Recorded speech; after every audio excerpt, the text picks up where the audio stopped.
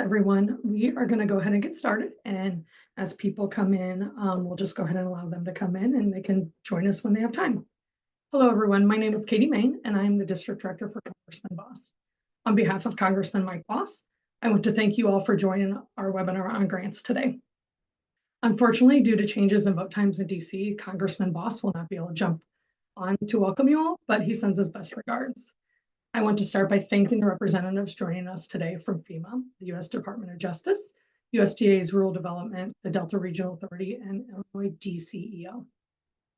I'm proud to say we have received a huge response from constituents, elected officials, and economic development directors across the district since we announced we'd be hosting this webinar with well over 100 RSVPs.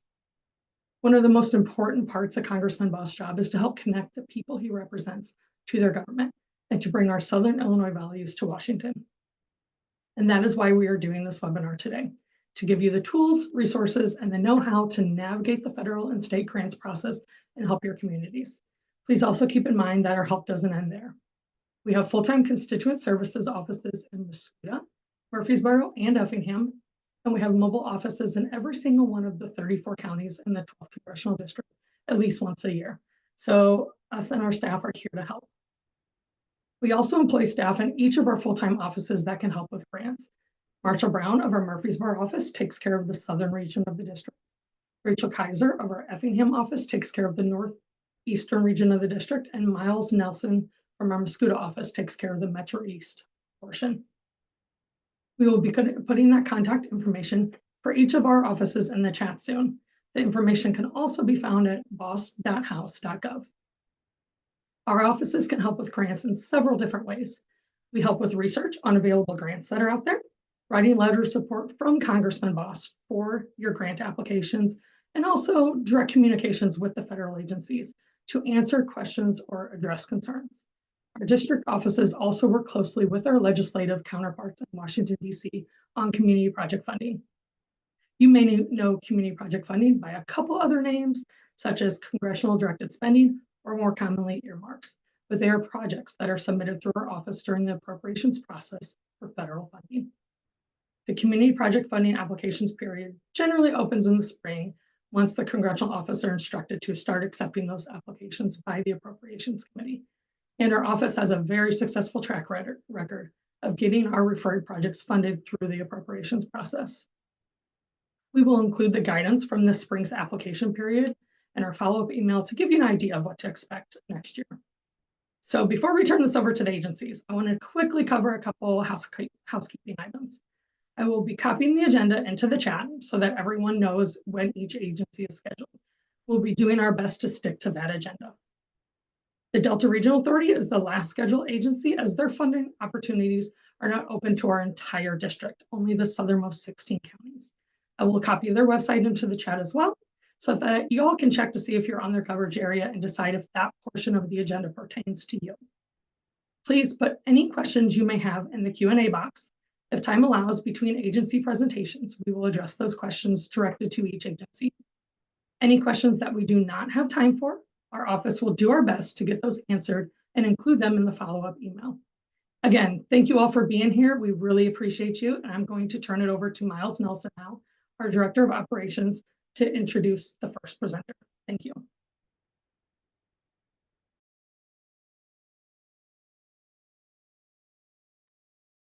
All right, thank you, Katie. And again, thank you all for joining us today. We're really excited about this. And as Katie said, please put any questions that you have in the Q&A chat. And we will do our best to have the representatives from each agency answer those questions. I want to begin by introducing the representative from FEMA we have today, Dan Schulman. He is the Senior External Affairs Specialist for FEMA Region 5. And I believe he is going to have his Deputy Regional Administrator on as well.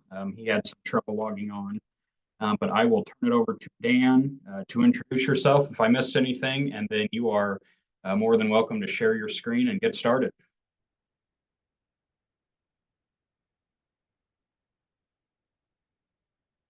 Oh, looks like you're muted, Dan.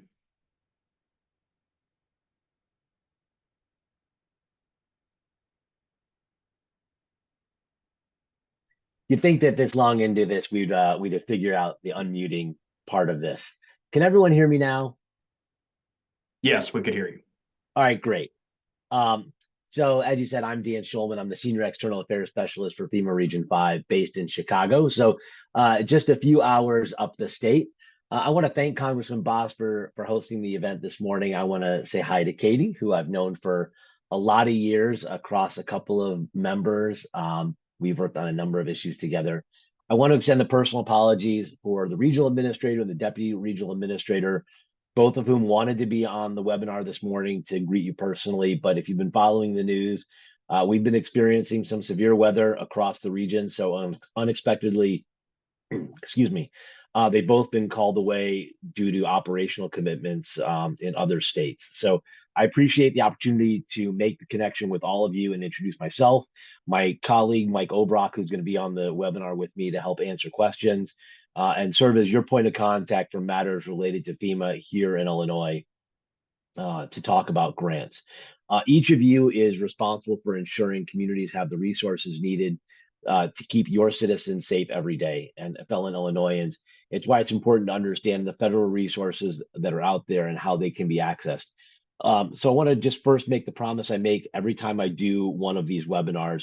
We're going to stay on as long as we can to answer your questions. Everything you see on the screen here today, you're going to get. I'm going to share this, the slides that I have here. I'm not going to read them to you.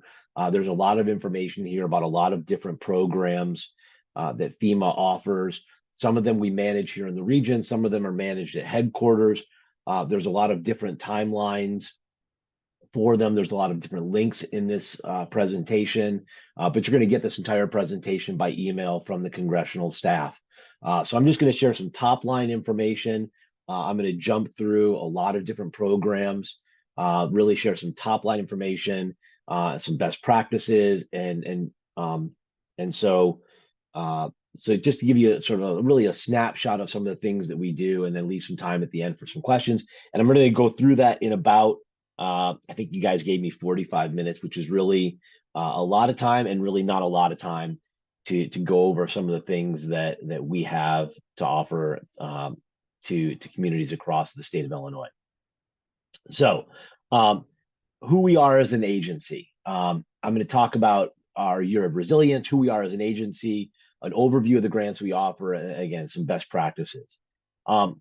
First off, a little bit of the background about FEMA and our leadership. Again, I'm not going to read these to you, but I want you to know who I work for and who we represent.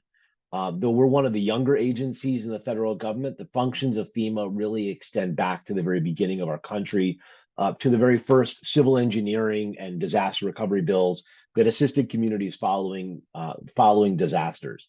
Our regional leadership, like our national leadership, is made up of professional emergency managers. Tom Sivak is a native of Ohio. Although we forgive him for that, he got his start in the state of Indiana, and Mike Chesney is a military veteran. But Region 5 is made up of more than 300 emergency managers with a diverse cross section of professional backgrounds. Some people are professional emergency managers with a background in emergency management, but many of us are accountants and engineers and people with political backgrounds, really doing a wide variety of things that brought us into the field of emergency management. And we're hiring. So if you know of people who are interested in working in the field of emergency management, you don't have to be an emergency manager. We hire logisticians and accountants and HR professionals. So visit USA Jobs to find out more about coming to work for FEMA. But this year we're talking about resilience. We're talking about all the things that make America stronger before, during, and after disasters. When they think about FEMA, they think about the disaster response and recovery work that we do, but we are so much more than that. We train thousands of first responders every year at our training facilities across the country. We're part of the continuity of government infrastructure. And of course, we manage billions of dollars in grants every year to prevent, prepare for, mitigate against, respond to, and recover from all hazards. In a word, we're working to build a more resilient nation. As a result of climate change, our job is getting more complex. Disasters are becoming larger, more frequent, and lasting longer. Already this year, we've seen $11 billion disasters. And so this year, we're redoubling our efforts to ensure that individuals and communities have the tools and resources to be more resilient, prepared, and ready before a disaster strikes. Our mission is helping people before, during, and after disasters. This means working with individuals, organizations, communities, the private sector, tribal nations, territories, and states and communities in a variety of ways throughout the cycle of prevention, preparedness, mitigation, response, and recovery. We're driven every day by our mission and our core values of compassion, fairness, integrity, and respect. Administrator Criswell has laid out for FEMA a bold strategic plan that moves us forward into the future. This plan moves FEMA and the nation forward by building a more inclusive FEMA, climate resilient communities, and a prepared nation. But today we're going to focus on how our grants can help you work with us towards goal number 3, promoting, sustaining a prepared nation. As you hear about our presentation today, our grants are targeted to a broad cross-section of recipients, activities, and purposes, all driving towards the common goal of resilience. It's important to note that each of these grants has their own requirements, application processes, funding levels, and mechanism. Also, as importantly, some of these grants are direct application. Some will need to go through the state, some through a fiscal representative, some through a third party, and some through a different mechanism altogether. What I can't stress enough is that for each of these grants is that you read the notice of funding opportunity carefully, understand the requirements, and ask questions. So again, how our grants support the mission. Again, each of them works in a variety of different ways, working through communities. And it's important, again, read the NOFO, and every year, each of these programs changes. None of them stay the same every year. So again, read the NOFO carefully each year. There's really 5 different grants. I bucket them in 5 different program areas. First is preparedness and prevention. Second is mitigation and resilience. Third is emergency food and shelter. Fourth is fire. And the 5th is disaster recovery. I'm going to work through each of these 5 big buckets separately. And within each of them are a variety of different programs that fall within these broad buckets. Again, these are not categorical or statutory. It's just a helpful way of understanding the different programs that we manage. And again, on each page, you'll see the different links. And again, the presentation is going to be sent out when we're all done here. So first are the preparedness and prevention programs. Most of these grants that you're going to see here will flow down through the state. And again, we're talking to the congressman's district, which is at towards the southern end of the state. Most of these you're going to need to work through the state as the principal applicant. Or the urban area security initiative. These are for the top 75, 76. The list changes from year to year. The top urban areas based on the metropolitan area census tracts. So these preparedness and prevention grants, so work through them each individually. The State Homeland Security Program, again, I'm not going to read these descriptions to you. You can see what they do. Here on this page, what I want to focus on is the Emergency Management Performance Grant. This is a pass-through grant through the state that funds local emergency managers. So this is a great program at the local level. I really would encourage you to talk to Illinois Emergency Management about this one. Reach out, and this can help you fund those local emergency management positions, those local emergency management activities. So this one, these programs also can fund those local emergency management activities, those local preparedness activities. A couple of these other ones that are very popular at the local level that we've heard a lot about, the Nonprofit Security Grant Program. You'll hear a lot about this, especially from your high threat local nonprofits.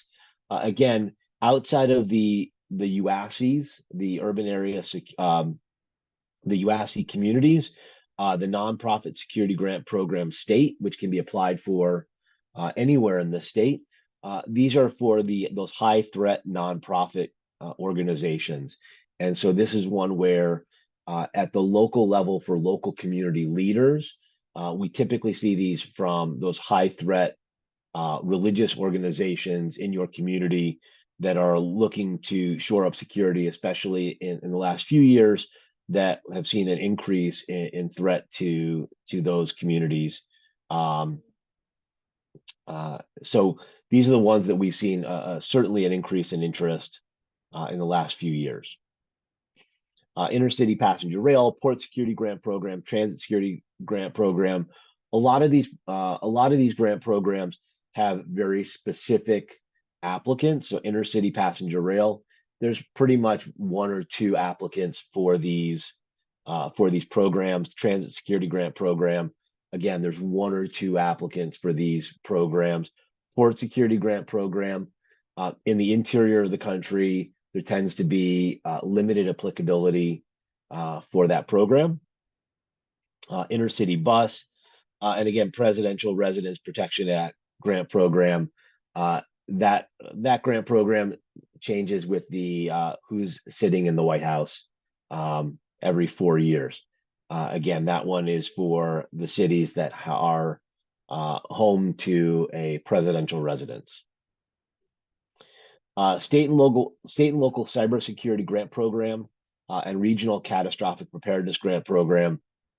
A couple of our lesser known but unique applicability grant programs, especially in our communities that are subject to some of our unique threats. We are really encouraging communities to start thinking about some of these more unique threats, especially in the southern part of Illinois, as we are now thinking about the earthquake threat in the southern part of Illinois. This is something we would encourage you all to think about, how these threats are maybe applicable in this part of the state. And again, cybersecurity, an emerging threat, especially in rural communities with water systems and hospitals, is certainly something we're seeing an increased threat that we've not seen before.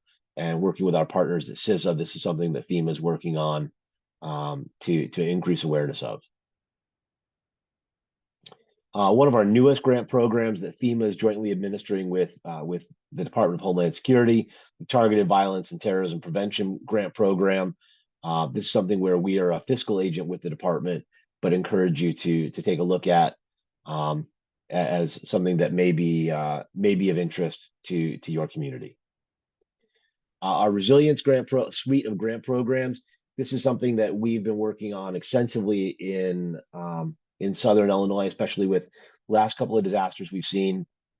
I know in a number of your communities where we are working post-disaster, but really as we're looking outside of the disaster cycle, there's a lot of opportunity here to build resilience across communities.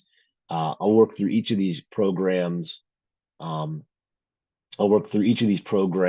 Individually to have a better understanding of what they are and how they're applicable. First, I want to talk a little bit about what is mitigation. Mitigation are sustained actions to reduce or eliminate long-term risk to human life and property from a hazard event. And really, it's important to understand what mitigation is. Mitigation is our permanent actions to reduce or eliminate long-term risk. And I want to distinguish mitigation from just general preparedness. So preparedness are those simple things that we all do every day to get ourselves ready for a potential event. So preparedness is building a readiness kit or building a go kit, having those things ready in a bin if we have to evacuate our house. The 3 days of supplies or however many days of supplies you have ready to go, your go bag, your family communications plan. If you haven't visited ready.gov, I encourage you to do so. Downloading the FEMA app to your phone so you have those simple tips at your fingertips if you need them. But mitigation are those permanent actions that we take. That's the elevating homes, that's elevating utilities in our home, the things that permanently reduce risk. That's not alarms. That's removing homes from the floodplain so that they don't become a threat. It's also not things like dredging a river or cutting down trees or removing debris from a stream, because those are temporary actions. We're talking about those permanent actions that permanently reduce risk. One of the things that FEMA is doing now, as we're looking at new and emerging threats and a changing climate, are expanding our definition and expanding our understanding of what those permanent changes are. So instead of just gray infrastructure, building bigger culverts or channeling rivers, is looking at how can we reduce the threat of heat and how can we improve the way that we reduce the threat of flooding. So instead of just graying the infrastructure, we're also looking at incorporating more green into our flood risk reduction. So across these programs, what we're encouraging communities to do is to think bigger and think greener in the way that we're reducing the risk of flooding. So again, now we're talking about some of the programs. Our hazard mitigation grant program is one of our oldest and most popular grant programs, but it's only available after disaster. It's a percentage of funding after disasters that are available to states based on how much we spend in a disaster. So it's a great source of funding, but it's only available after disasters. Our flood mitigation assistance grant program is available on an annual basis. It's a competitive grant program, but again, it's a competitive grant program run through our National Flood Insurance Program. Our Building Resilient Infrastructure in Communities grant program is one of our newest grant program, and it's based on a percentage of national disaster spending. So again, with the increasing threat of disasters and the increased spending every year on disasters, this program is actually growing. It's a nationally competitive grant program, and it's significantly increased the amount of funding that FEMA has to spend on competitive, cost-effective mitigation grants across the country. It's something we're really excited about. Our state partners are excited about it because it's allowed us to spend a lot more money on cost-effective mitigation nationwide. And what we've seen when this program first came online was that it really allowed us to think much bigger about mitigation, and it's allowed us to encourage our state partners to think bigger about how we can really reduce risk across the country. So it's a program that we're really excited about, and we're really encouraging communities to start thinking bigger about how we can reduce risk across the country. Safeguarding Tomorrow Revolving Loan Fund, another truly innovative program that has come online in the last year and a half, which is thinking about those programs that might not be cost effective in a traditional way, but allowing us to grant money to states to seed a revolving loan fund at the state level so that the state can start thinking about those programs that might not be cost effective, but might be beneficial in a community. So working through our state partners to seed a revolving loan fund, then where it allows communities to work within their with their community to leverage local funds to identify additional cost-effective or marginally cost-effective projects to leverage and create partnerships at the local level to further reduce risk. Our flood mitigation, our Swift Current grant program, again, another new risk reduction program focused on flood risk reduction that's just coming online here in the state of Illinois, which we're very excited about, and you should be hearing more about in the coming months. Our BRIC Direct Technical Assistance program, which is allowing FEMA to reach out to historically underserved communities to allow us to provide more direct technical assistance to communities that may not have the capacity to develop grant applications. And this allows us to work with communities that don't have the same level of capacity to develop those grant applications. We can't do the work for them, but it allows us to come in and help them develop, do some of the preparatory work to develop those grant applications. We've actually had some success in Southern Illinois with communities in the BRIC DTA program. These next couple really very technical. I'm just going to skip over them. There are in our National Flood Insurance Program some technical programs that allow us to work with communities on the flood mapping program. And then these are our technical risk reduction programs: National Dam Safety, Rehabilitation of High Hazard Potential Dam Program, Earthquake Risk Reduction, and Next Gen Warning System Grant. There's more information here. They're very technical risk reduction and generally working at the state level. So for local community leaders, not things that you can apply for, but we encourage you to look into them and talk to the state if they're items of interest for you. Our emergency food and shelter program, these have increased interest in the last couple of years with the migrant crisis, especially on the southern border. Emergency food and shelter program has actually been around for more than 40 years and was predominantly focused on local food banks, but it started receiving increased awareness with the number of people coming across the border. This program received higher interest, but received higher funding from Congress. And then the SSP program was really a spinoff of that, started receiving separate funding, and then became a separate program in the last few years. It's a partnership between FEMA and the Customs and Border Protection Agency. And again, this is now a separate standalone program. And there's more information available, will be in the slide deck.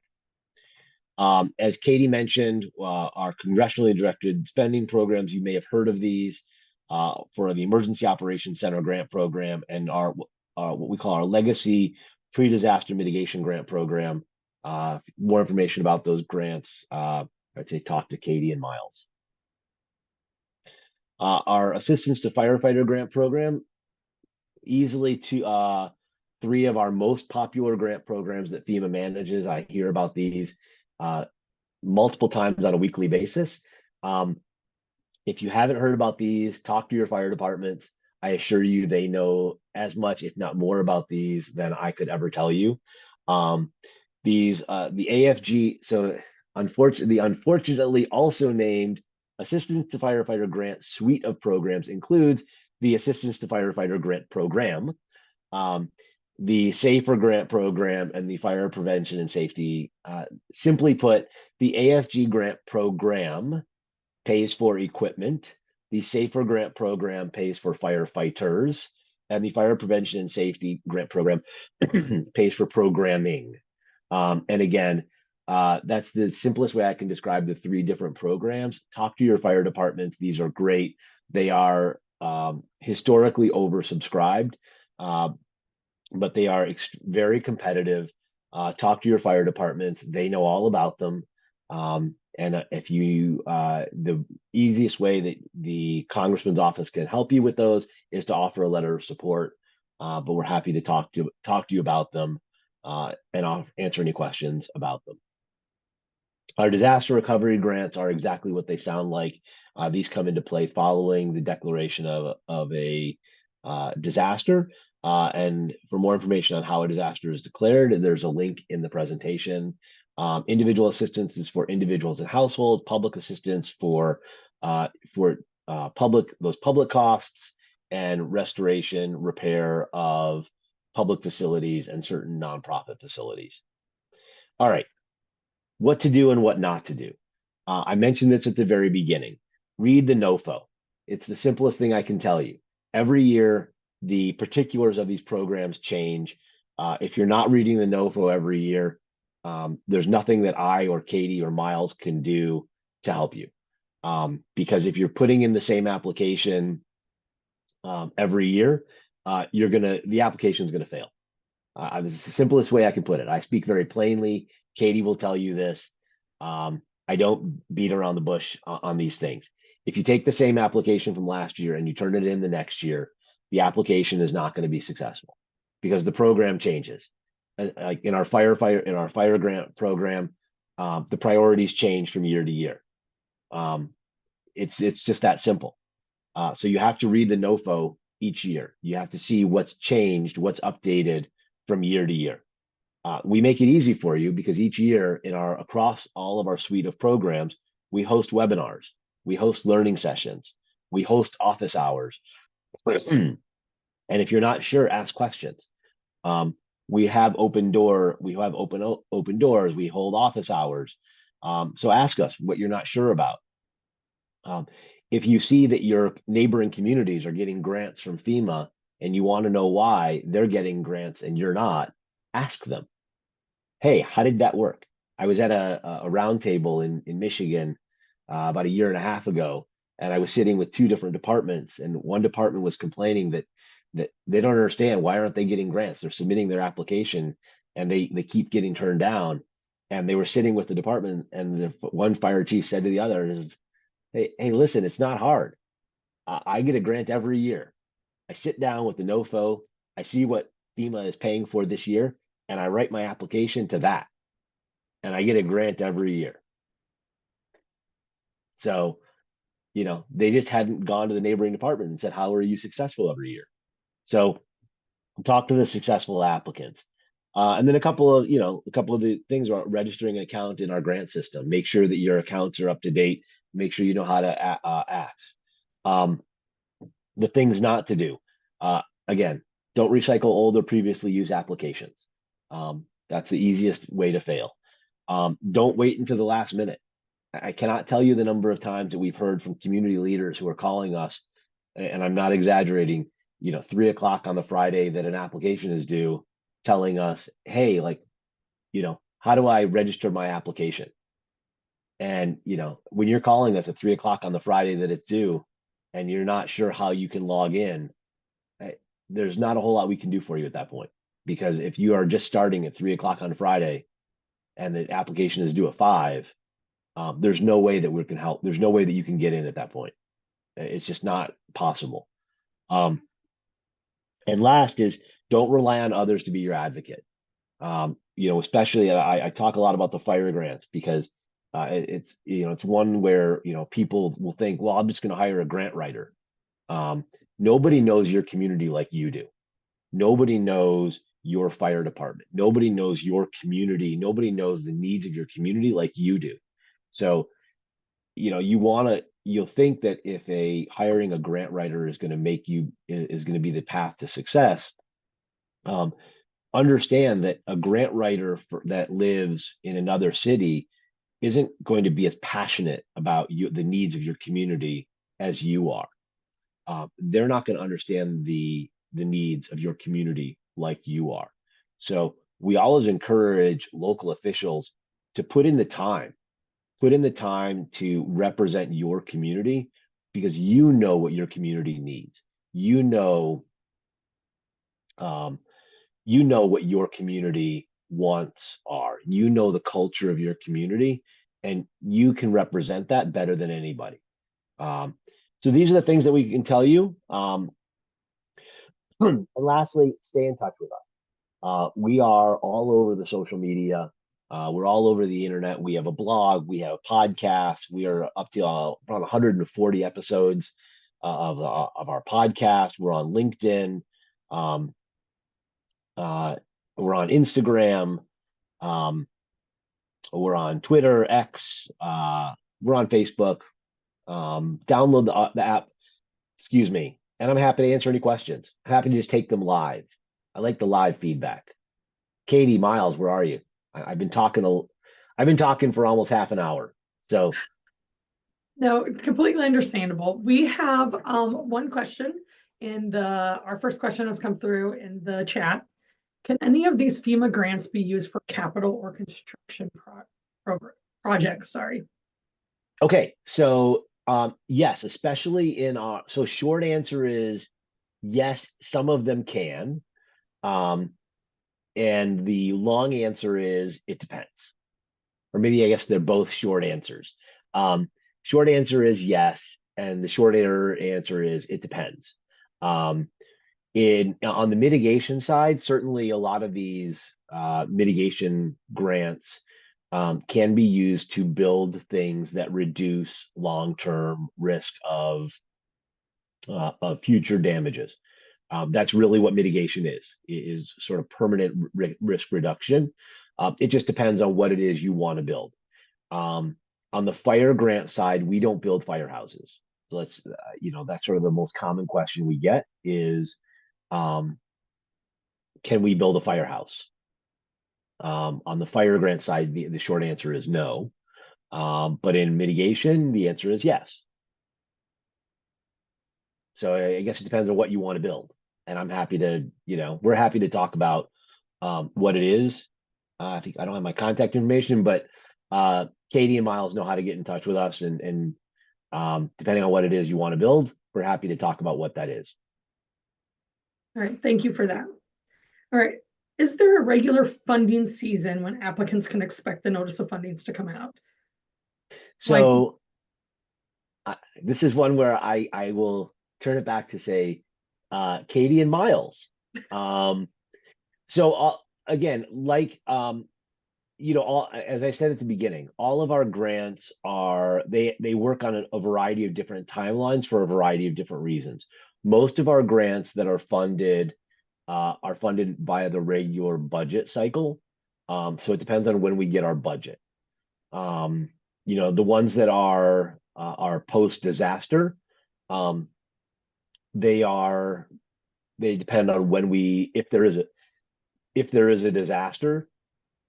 So the post disaster mitigation grants are dependent on whether or not there is a disaster. So there's a certain period of a lock-in, and there's a period of performance. So they extend beyond. They cross all of our grants that are funded out of the disaster relief fund extend beyond fiscal years. They're not dependent on the fiscal year.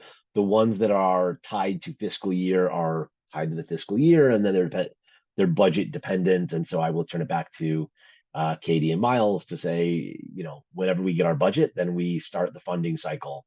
So usually we try and get those NOFOs out on as quickly as we can once we get our budget, and then it rolls from there. So I would just say, keep in touch with us, sign up for our newsletters, and we'll push out notifications about when those NOFOs come out. When those NOFOs come out. Thank you. All right, the next question we have is, are there any FEMA grants that hospitals are eligible for? It depends on the hospital. So in general, FEMA does not provide grants to for-profit entities. That's a fairly bright line for us, that we do not provide grants to for-profit entities. In terms of nonprofit hospitals,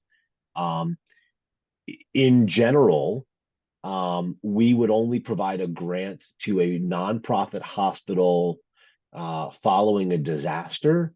And again, when we saw this post-COVID, where the funding streams were a lot of different funding streams that flow to hospitals because of all the different funding streams that exist for hospitals. When you take into account private insurance and Medicare and Medicaid and HHS. So the short answer is yes, there may be funding for hospitals, but it comes back to, it depends on what it is they're looking for and looking to fund. All right, thank you for that. So right. I will say repair restoration of the physical infrastructure of a hospital that's damaged by a disaster is absolutely something that we can fund following a disaster. So a nonprofit hospital, it may be an eligible entity following a disaster. All of our repair restoration activities following a disaster are always subject to insurance. So I should have said that at the beginning. We always come in after insurance. So that's also an always important thing for us to do. So nonprofit hospitals are eligible after insurance. So Okay. And then we have another one through the chat. Is the Technical Assistance Program a competitive grant or department staff to assist? And is there department staff to assist applicants with grant applications?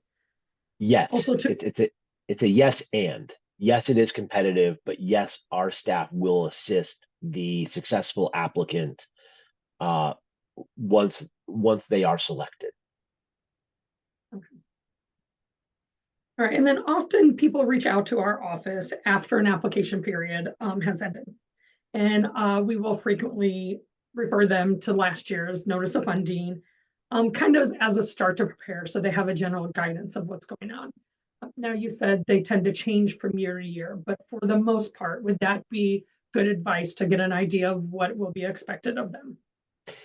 Generally, yes. I mean, it's all, listen, last year's NOFO is a good starting point to say, broadly speaking, what are we looking for? So, what is the program about? Last year's NOFO is a good starting point. So what is the grant about? What is it for? Who's broadly eligible? It's in the particulars where you need to read it every year because it's the particulars where things might change. But broadly speaking, it's the big things don't change. It's the little things that do. So in the assistance to firefighter grant program, we're not going to change, if last year only fire departments are eligible for this grant, suddenly we're not going to suddenly say, well, fire departments are no longer eligible for this grant. Okay. And then you said to make sure you put your applications in early. If an applicant would get their applications in very early and realize that new information was available, are they able to change or edit those applications once they are submitted? It depends. Like everything else, it depends on which program they're applying for. And like a lot of these things, because it depends on which grant we're talking about, because some of these things they're applying directly to FEMA, some they're applying through the state. So some, the deadline is ours, and some there's a deadline to the state. So they may be working through the state of Illinois, and they say, okay, we get it into the state, and it turns out something has changed, circumstances have changed, something breaks down, whatever, they want to update information, they go to the state and say, hey, something has changed, can we make an update, an edit, whatever? And the state says sure, because we haven't reached our deadline yet. So that's, again, I don't want to say yes or no because it's not a categorical answer to that. But if you are submitting your application 3 days before the deadline, it's always a possibility rather than submitting your application 5 minutes before the deadline. Because if you're submitting your application at the deadline, the answer is almost certainly going to be no. There's no chance you're going to make any edits if something changes after the deadline. Thank you. All right, and then many of our communities are smaller communities that do not have designated grant writers. Can you once again, I know you guys have so many resources for people that are applying for your grants. Could you once again kind of highlight those webinars and what those resources are to make sure everyone is aware of those? So again, because we have so many different grants, it depends on the grant on what may be available. So I talk about them a lot because it's our biggest, it's one of our oldest, it's one of our most developed. Our Assistance to Firefighter grant program, we have regularly scheduled webinars for all of those grants every year. So it's the one where I can most easily say, I know for the AFG programs, There will be webinars, as soon as they launch that program, there will be regular webinars about that program where they're going to walk through the NOFO for each of those grants. And they're literally going to spell out every week, on a weekly basis, this is what's changed this year. Here are the funding priorities for this year. And on the AFG program, FEMA doesn't set those funding priorities. We work with the nine major fire service organizations, and they set the funding priorities for those programs. I'm not going to try and list them. I always get it wrong. I always come up with about 6 of them. But if you're clued into the fire service, you know who they are. It's the fire. I was about to start listing them. There's 9 big fire service organizations that represent sort of everybody in the fire world. And they get together every year and they set the funding priorities for the AFG programs. And that's what feeds the NOFO every year, the funding priorities. There are a couple of things that are limited by law. So fire apparatus every year, there's like 15% is limited. The funding is limited to 15% every year. So think fire trucks. We can't provide more than 15% of the funding per year to fire trucks because they're super expensive. And if we gave more than 15% a year, it would eat up all the funding. So I know that they will do webinars, every week for those programs. Oh, Congressman is joining us, so I'll stop talking.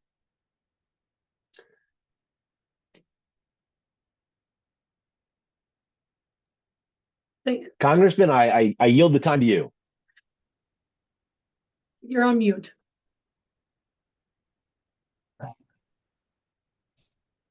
Can you hear me? Yes, sir.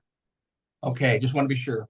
Well, I'm sorry it took me so long to get on, and I want to thank you all for joining the webinar. I know you've already had about a half hour or better of it, but we were actually almost an hour. And I just want to say a special thanks to those people who are joining us. I want to thank FEMA and DOJ, USDA, Delta Region Authority, and the Illinois DECO, which is just so you know, I'll let you know how long I've been around. I still try to use the word DECA, but at any rate, I'm proud to say that we have received a huge response from constituents, elected officials, economic development directors across the district when I announced we'd be hosting this webinar.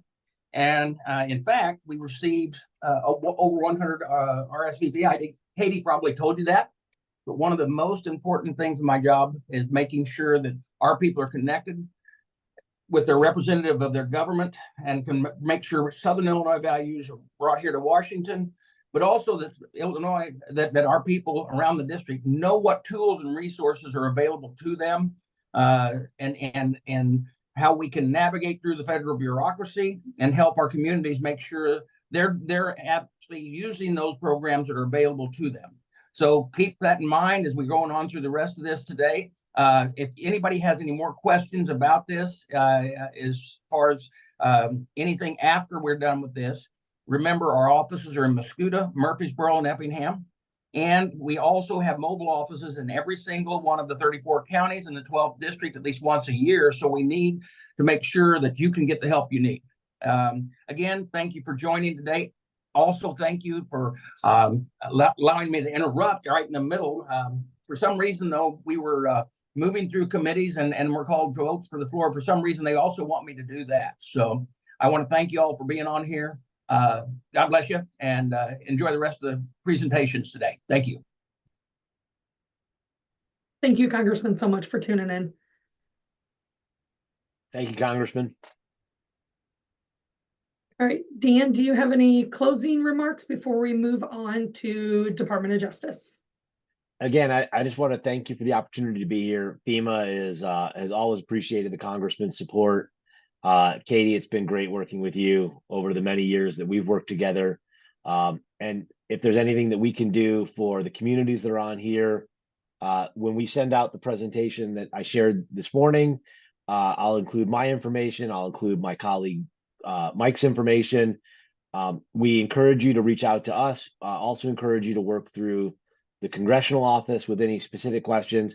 But don't forget also about our partners at the state of Illinois, who are great partners with us at Illinois Emergency Management, as many of the programs that we talked about today do flow through the state of Illinois, and applying for them will require close partnership with either Illinois Emergency Management or Illinois Department of Natural Resources as necessary signatories or endorsers for those grants. But again, we are here if there's any questions, and appreciate the time today. Thank you so much, Dan. And we did have one question we did not get to, so I will look into that offline and put that in the follow-up email. I'm going to turn it over to Miles now to introduce our next presenter.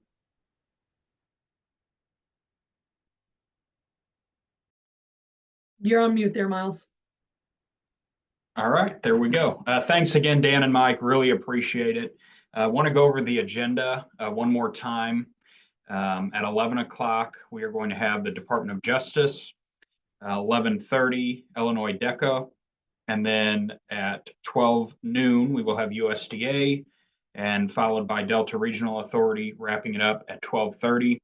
I am putting in the chat right now a link to the Delta Regional Authority's website, and it's basically the lower 16 counties of the 12th district that they cover. So feel free to check out that link. And trying to keep with our agenda as much as possible, we're going to wait until a few minutes before 11 to start with the Department of Justice. So we're going to take a quick break, and we will resume a little before 11 a.m.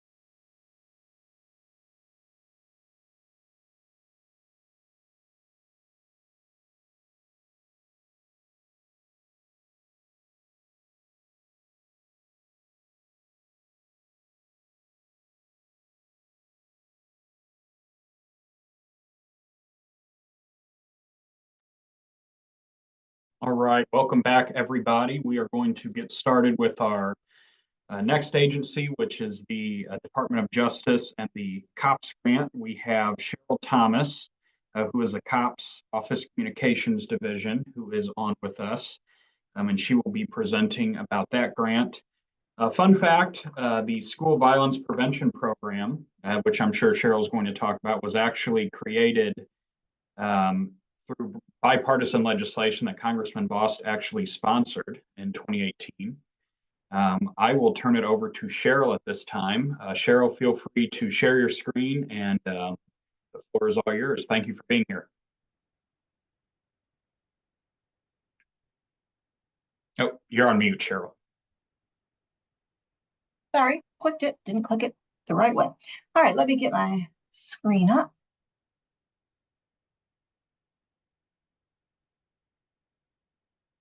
Okay, everybody should be able to see that. So, greetings, everybody. My name is Cheryl Thomas. I'm with DOJ COPS Office, Community Oriented Policing Services.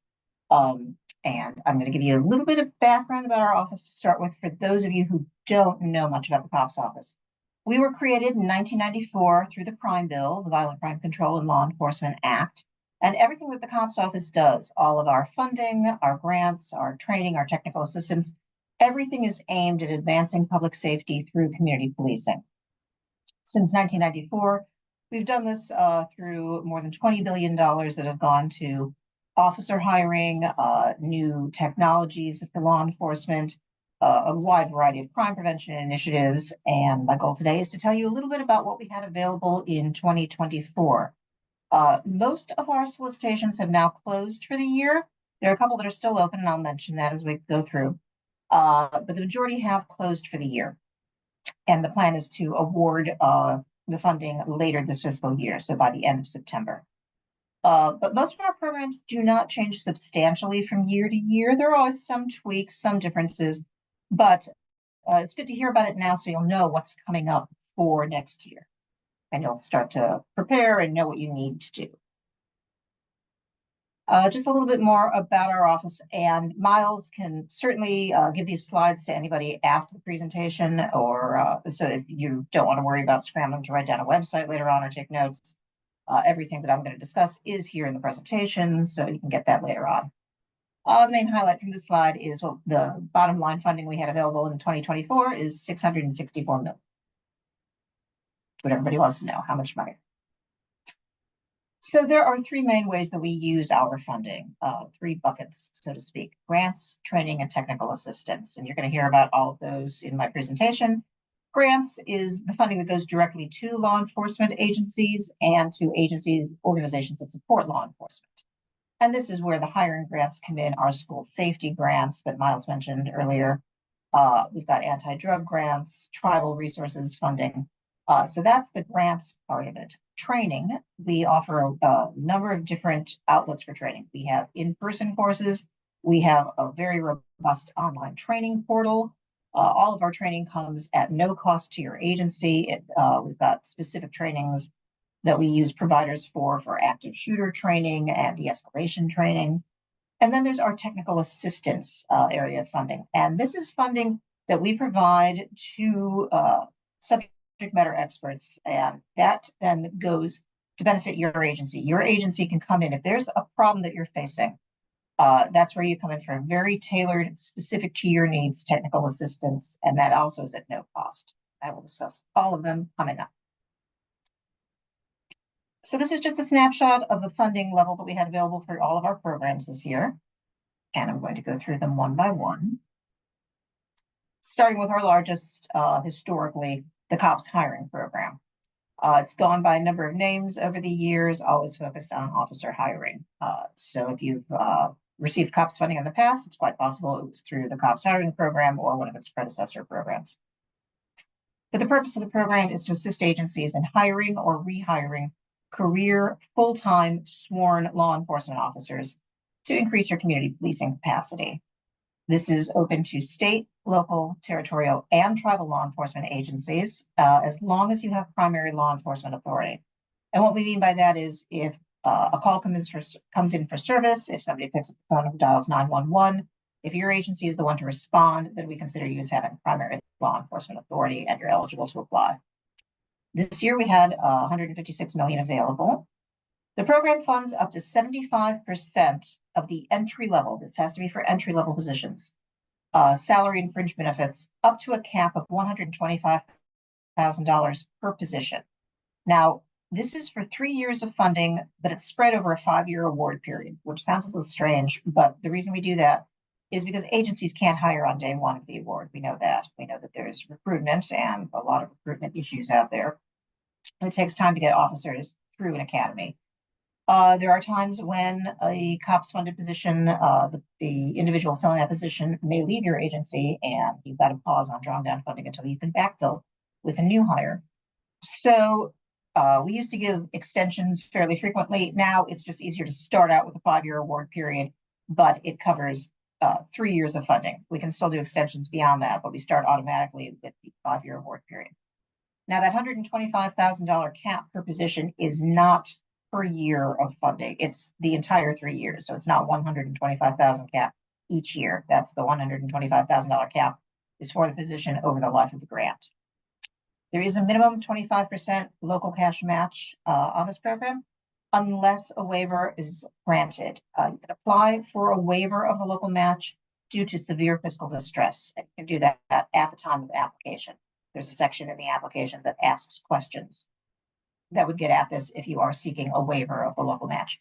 We can't grant all of the requests due to severe fiscal distress that we receive, but we try to grant as many as we can. This is for both newly hired officers and for rehiring officers who either have already been laid off or are scheduled to be laid off on a future date.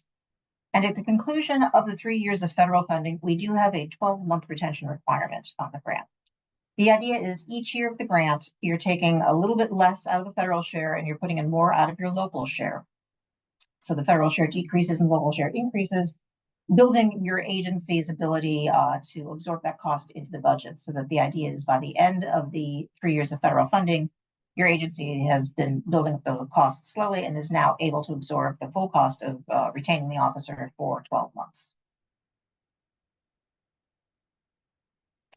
When you're applying for the COPS hiring program, you're required to identify a public safety problem that then becomes the focus of any officer positions that you receive through the grant. So we had 6 this year. This is what can change year to year. This year we had 6 areas, problem focus areas. And the first 4 that you see on the screen are in a slightly darker shade of blue. Those were considered priority consideration areas. The priority consideration areas are based on input that we get from the administration. So they're administration priorities, they are congressional priorities, and it's based on what we hear the most from the field. So that's how those are determined each year. So this year, those for violent crime, combating hate and domestic extremism, police-based response to persons of crisis, and building legitimacy and trust, those received priority consideration or will receive them during the application review process. So basically, it's bonus points when we're reviewing the application. Those will receive priority points. So we are in the process of reviewing the 2024 applications. The solicitation just closed, so we're just doing the very initial stage of data cleaning. Awards will be announced later this year. Our school violence prevention program. So this is what Miles was referring to earlier. The Stop School Violence Act of 2018 created funding streams, both for the COPS office and for our sister agency, the Office of Justice Programs, to prevent school violence, and it's in different ways. So the OJP funding stream focuses more on student mental health, for example. But to focus on ours, the COPS office, we use our format for it is the School Violence Prevention Program. That's the solicitation we use. And it's got 5 main focus areas: coordination with law enforcement, training for law enforcement officers to prevent student violence. That third bullet, target hardening, that's where the majority of the requests for funding come in under that bullet. Metal detectors, locks, lighting, camera systems, bulletproof glass, other deterrent measures that would fall under target hardening. Technology for expedited notification of local law enforcement during an emergency, panic button systems, basically. And any other measures that don't fit neatly into one of those other 4 areas, but which provide a significant improvement in security. One thing we can't fund under SVPP is school resource officers. We don't provide funding for hiring SROs through this program. However, you can apply for officer positions under the COPS hiring program that are dedicated as school resource officers. So that's where you would come in. Those bullets I had earlier, one of them was innovations in community policing. School resource officers falls under that, which you would see as you work through the solicitation. So you can apply for funding for SROs under the COPS hiring program.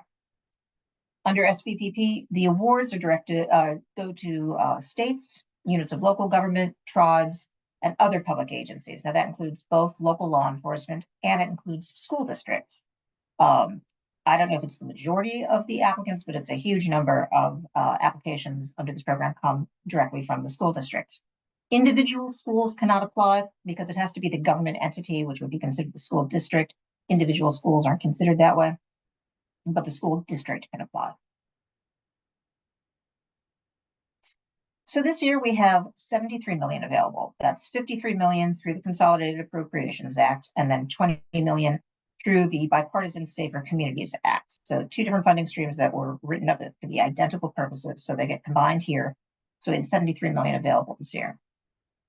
This program funds up to 75% of the allowable costs to improve school safety. It's got a $500,000 cap on each award. It is a 3-year award period. And like the COPS hiring program, there is a minimum 25% cash match unless a waiver is granted for the local match. And again, that's due to severe fiscal distress. And again, you can do that through the application process. So the solicitation for this year just closed on the 17th. So we are really just starting our data clean process. We're sort of importing the data in from the online system into its rating module. And we will be announcing the awards later this year. So this slide and the next slide I'm going to cover are anti-drug programs, anti-heroin, and the next one is anti-methamphetamine. These programs are a little bit different from everything else we do in that these programs are only eligible, the only eligible agencies are state level law enforcement agencies. So only one agency per state can apply, and it's got to be a state level agency. The reason I want to make sure you're aware of these is because these programs are task force structures, meaning the state level agency must partner with local agencies to receive the funding and to address these issues.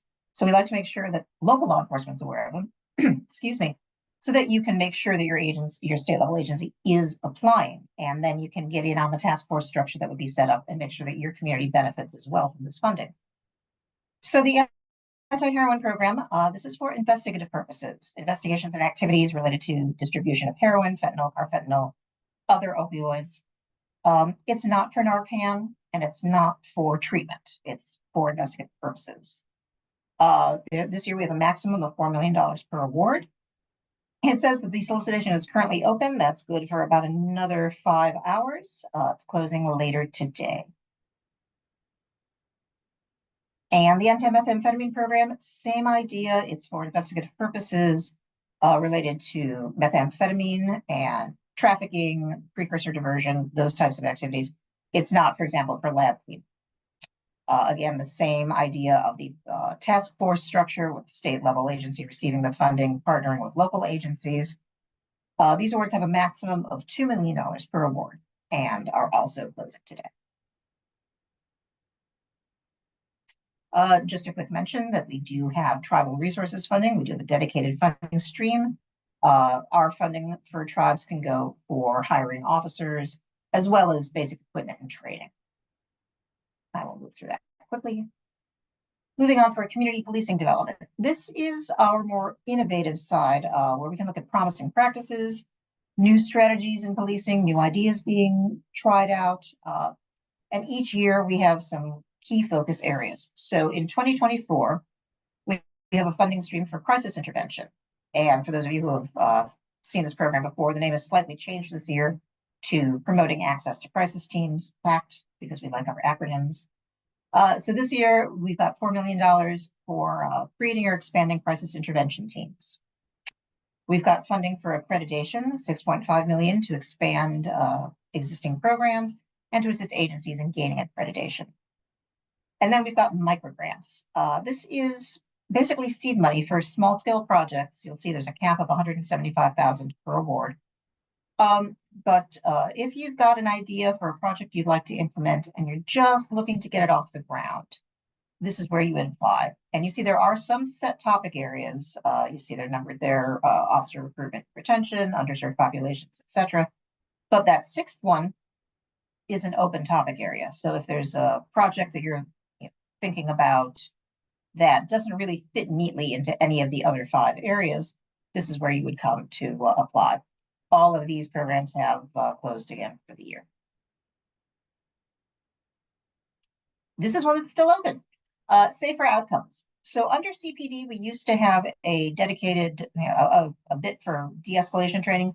This year, following the passage of the De-escalation Training Act, we have its own line item in our budget, its own funding stream. It's not under the CPD program anymore. So it is now Safer Outcomes, and it's been expanded a little bit. So you see it's covering both de-escalation and crisis response trainings.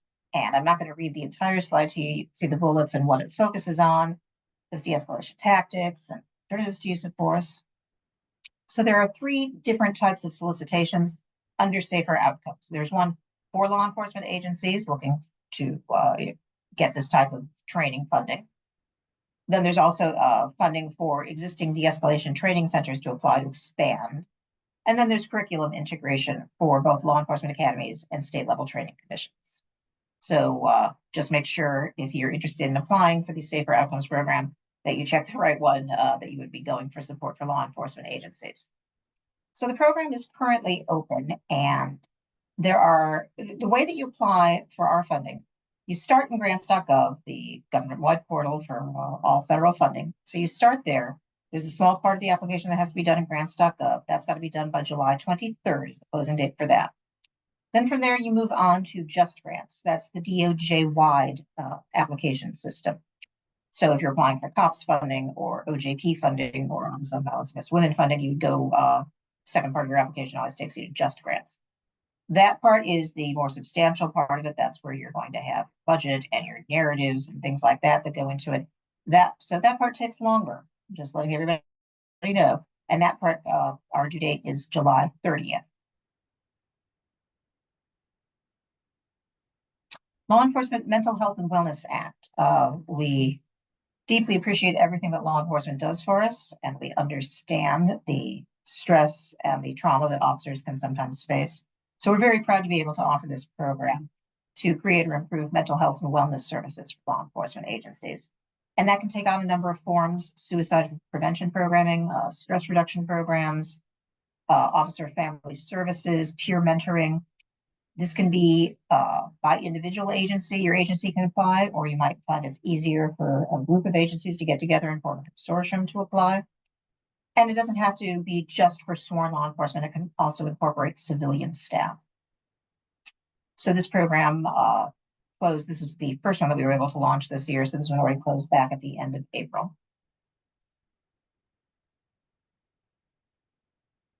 Collaborative Reform Initiative. This is the technical assistance area that I mentioned earlier.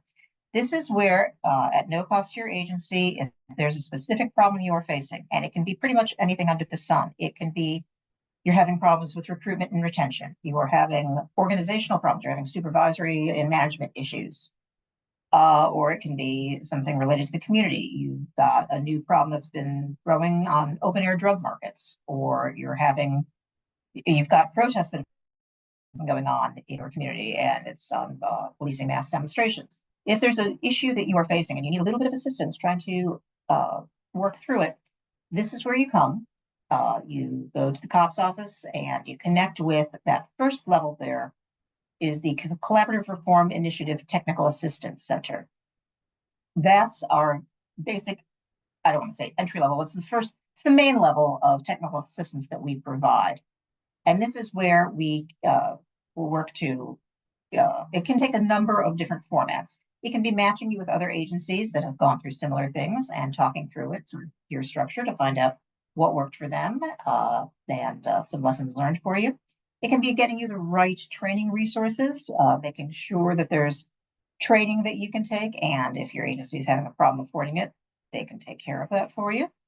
It can be by sending out a team to do some observation in your agency, talk to some people, get some ideas. So it takes a number of different formats. It's tailored to your agency, again, at no cost. That's the first level. The second and third are much more intensive and a bit more specific. The critical response program, that's our second level of technical assistance. That's for agencies that have experienced a high profile event, a mass shooting, for example. And this basically can be an after action analysis. What worked, what didn't, lessons learned, practices that should be disseminated to everyone else. Really, it's sort of a learning experience. And like I said, an after action analysis. And the third is organizational assessment. This is the most intensive form of technical assistance that we offer. This is really a top to bottom look at your agency, full operational and organizational structure. It takes time. It can be 6 months to a year. There is a team that's assigned that would go out and spend some time with your agency, and will develop a report with recommendations at the conclusion of the assessment aimed at helping your agency. You're not bound to those recommendations. It's just, trying to do the best for your agency and offer means for improvement. So again, I just want to stress that all of this is at no cost to your agency, whichever level you're interested in. We offer active shooter training. The funding does not go to individual agencies through our past training program for active shooter situations. We fund a provider, ALERT, the Advanced Law Enforcement Rapid Response Training at Texas State University. And they're really the gold star standard for this type of cross-disciplinary active shooter training. So as I said, cross-disciplinary, it's open to your agency, it's open to police, as well as fire and EMS. This can be done in a couple of different ways. Either your agency and a group of agencies in your area can get together kind of in a regional grouping and have ALERT come out and offer active shooter training to you there locally, or you can travel to Texas State University. They also have a lot of information online that's available to you, scenario libraries and e-learning modules. And you've got the website there. And as I mentioned earlier, you'll have these slides, so you can get that. You just come to our website and then you link to Texas State University's ALERT, and they can get you on the list. And we have our online training portal that I mentioned earlier. Again, at no cost to your agency. This can be for individual officers who are interested in a topic. It can be for training academies. It can be for your entire agency. We've got a few dozen courses on the training portal now, and we are working to develop more. And we've had a huge level of success with these trainings. So far, we've had over 50,000 people take training through this online portal, more than 80,000 training sessions through that. So just some tips for next year when you are preparing to apply, or if you're going to apply for safer outcomes for this year. Start early, please start early. We make sure that all of our applications are open for a minimum of 60 days, but please don't wait until day 57 to start. It's not going to end well. So start it early, well before the deadline. Save your work when you're in Just Grants. Save it frequently, please. Please note the deadlines, note all requirements. Make sure that you've got everything entered that you need to, everything that you've got to upload, that you take care of that. Because if if the application gets submitted and you didn't upload everything, we won't necessarily be able to add that after the fact. So on our website, we've got tutorials, we've got webinars that have, we've got some that have just happened that are going to stay up and available for you to view to get an idea for next year. We've got tips on how to apply. So please visit those sites and see what we've got up there. So our website really is the best place to start for anything that you're interested in learning about the COPS office. We have our resource center on there, which has hundreds of publications on every topic you could imagine. Those are all free for download, or in some cases, we have hard copies that we can't send out to you. This is where you're going to be able to sign up for GovDelivery and find out when our solicitations are launching and when we're going to be making announcements, and when we've got a new publication out for the field that we think everybody would benefit from. Sign up for our notifications. You can check out all of our social media. We've got all of our information there. And you've got the phone number for the response center. That's our main switchboard, really, that's if you've got a question, you start there and they will make sure you get to the right person. And I am happy to take questions, but otherwise that concludes the presentation. I'll stop sharing my screen. Thank you so much, Cheryl. Like we said before, if you have any questions, feel free to throw them in the Q&A and we will ask those at the end of each presentation. I have just a few questions here that have been asked. I know you talked about all the deadlines that are coming up. Do all of these deadlines tend to be recurring around the same time of year? Or is it like some other agencies where it's dependent on when appropriations are passed? For us, everything is pretty much based on when the appropriations come out. So if the budget comes out, usually it takes us a couple of months to get everything up and running, because there are sometimes, as I mentioned, tweaks based on the appropriations language that we have to make to the programs. So this year, the budget was signed in December, which is typically when we get the budget. We launch our programs in the spring. So the majority of our programs launched in the spring, I'd say, for the past, I don't know how many years. A couple of things launched earlier. Tribal is one that, because it's a DOJ-wide coordination of that launches earlier in the year. But otherwise, it's pretty consistent, usually in March, April time. Okay, and I asked this question to FEMA as well. A lot of times when the application period has closed and someone reaches out to our office talking about grants, we will give them research. This grant is available, but it has closed for the year, and we'll tell them to take a look at the NOFA from last year to get an idea of what to expect moving into the next year. Does that seem to work for your agency as well? There's usually some tweaks, but it's a good jumping off point, a good starting point. Yes, and we keep all of our solicitations from previous years up there as well. So even though all of the 2024, except for the safer outcomes, have closed for the year, you can take a look at the applications still, and those will stay up there through next year. So you can always check them out. Do you offer technical assistance when the grant application portal opens? Do you offer webinars to go over the notice of funding, that kind of thing? We do. It depends on the program. The larger programs have webinars. We have them this year for the COPS hiring program, for our school violence prevention program, for the tribal resources program. I believe we may have even had one for our community policing development program. So yes, we do have webinars. All of that information, when we launch a solicitation, goes up on the website with all the dates and information you'd need.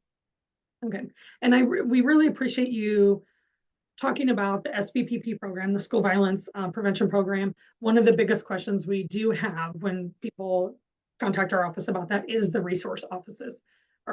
So I really appreciate you pointing out that they're not available under that program, but you guys do have a whole other COPS hiring program where people can look to for that, because that is probably one of our most commonly asked questions, why they can't do that under there. So knowing that, you guys have the ability to do it, it's just they'll have to look at a separate program. You're highlighting that. It was a very, very helpful. So I appreciate that. And then also all the different no cost resources that you guys do have on your website that are so easily accessible to our law enforcement agencies. We really appreciate that as well. So we only have another minute or so. If you have anything you would like to highlight before we turn it over to Miles to introduce our next speaker, you have about a minute or so.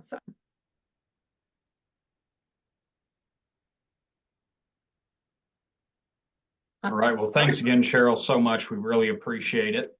Moving right along with our agenda, I am going to introduce Kayla Lambert. She is the Southeast Regional Manager for the Illinois Department of Commerce and Economic Opportunity. Really appreciate you being on, Kayla. I will turn it over to you now.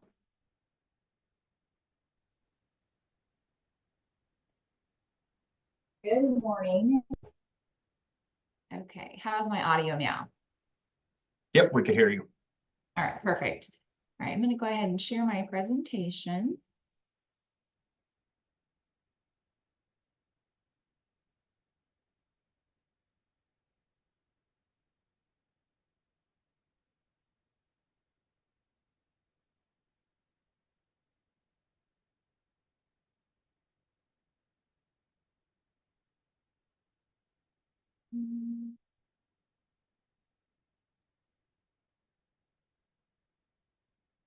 All right. if you could help me out, sometimes when you share screens and you have multiple, you're not sure which one is showing. And I just want to make sure that you guys are seeing the full screen. We are not. We are seeing your version where it shows the next slide. All right. Okay.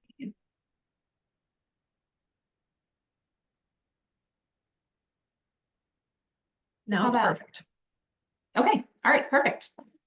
All right. So thank you all for having me today. I really appreciate the opportunity to speak. It's always great to be able to get in front of a new audience, talk about Illinois Department of Commerce, what we do, and just make sure that you guys have my contact information because I can be a resource for the region for all things DCEO. So today, I'm just going to talk about what we do, tell you a little bit about the department, talk about different funding opportunities that are available, as well as no cost technical assistance resources that exist within DCEO, and then answer any question you guys might have.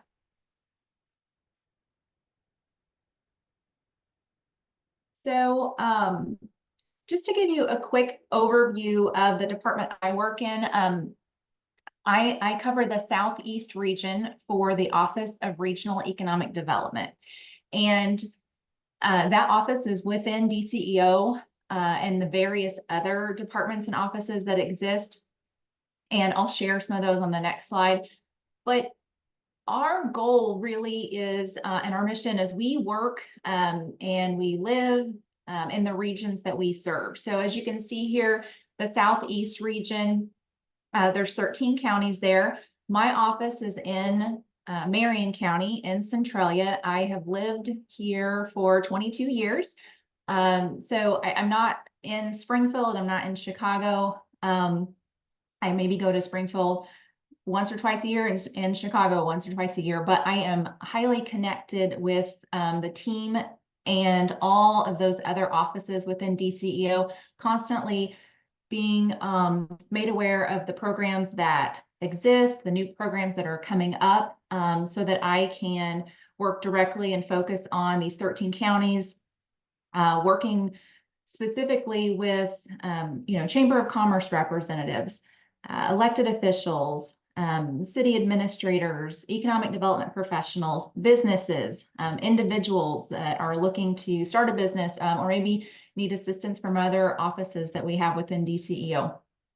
So really, I am there, to be an advocate for the region on what we're seeing specifically and programs that might help as we're developing programs and implementing policies.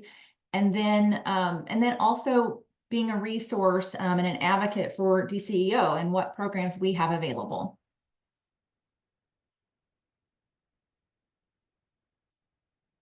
As you can see here, like I mentioned, the Office of Regional Economic Development is one of many departments within DCEO. I've listed some of the programmatic departments. So all of these offices have, whether it be grant programs or tax credit programs or financing assistance programs, they are all managing those programs, and I work very closely with them to connect individuals to those resources and promote their programs that they have.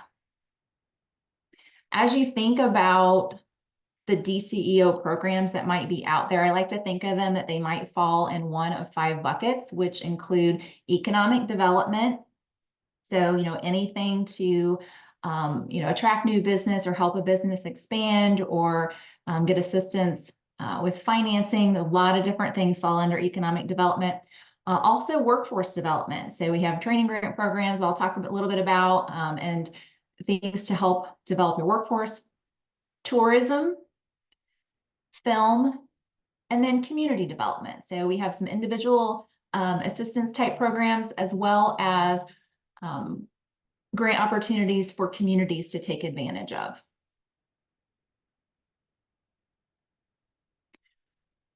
So as I mentioned, I'm going to talk about the various programs and grants that are out there within DCEO. So I'm just going to highlight a few of them because I think there's probably well over 50 different programs or more that are out there that we could talk about today, but I'm just going to highlight a few of them, and I'm going to put them in categories. So first we're going to talk about grants.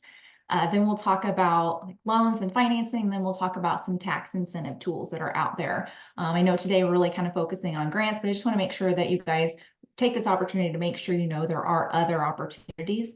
And I'll probably tell you this at the end as well. I'm going to talk about a lot of programs, a lot of different ways to connect with DCO resources.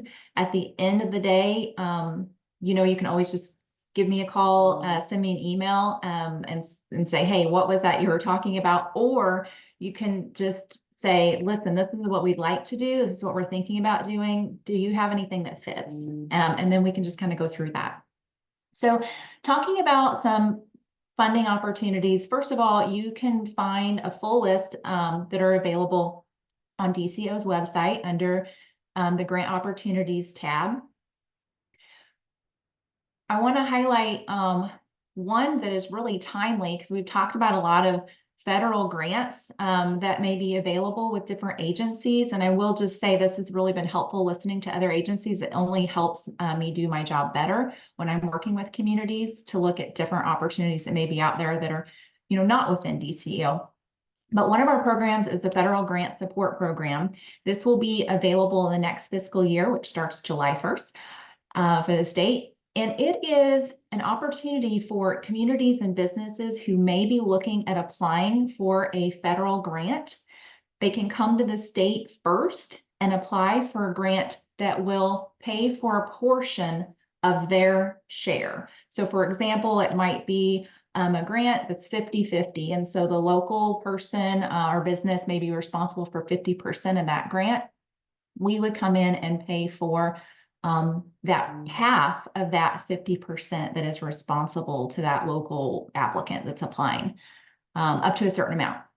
So with that, I can just stress, let me know right away if that's something that you're interested in. There is a notice of funding opportunity that's out there. Of course, you can take advantage of it or take a look at it yourself first and talk to the program contact directly if you wish on that.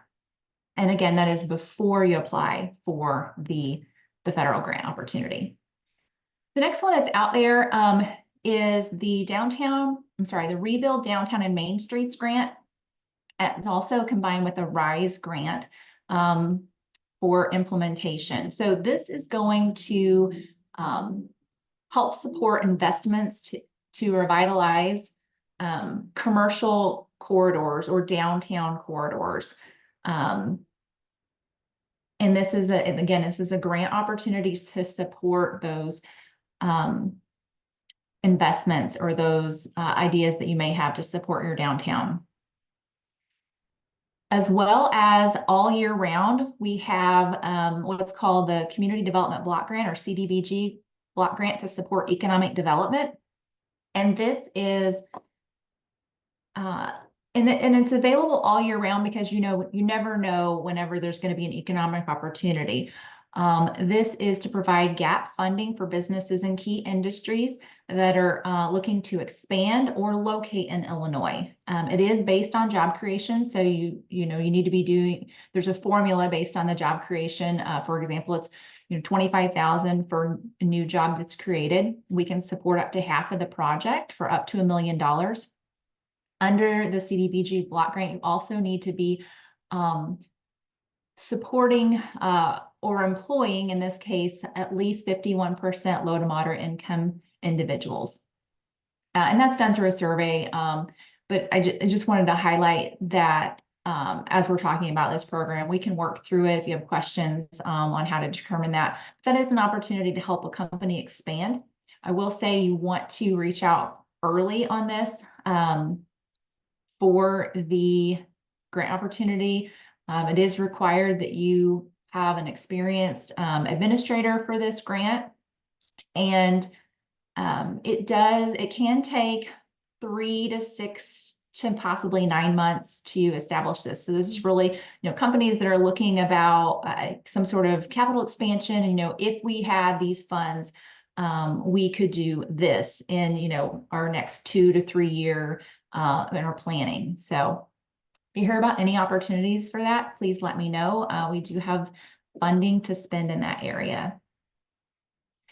Next grant type that I want to talk about is workforce development. So we do have training grants that are available through WIOA funding, specifically on-the-job training, which is going to be hiring new employees who may not possibly have the skills to do the job they're hired for necessarily, because maybe lack of experience, or maybe you have very specific needs with your company and you have to do a lot of training, or the companies that you may be working with in your communities have to do a lot of training.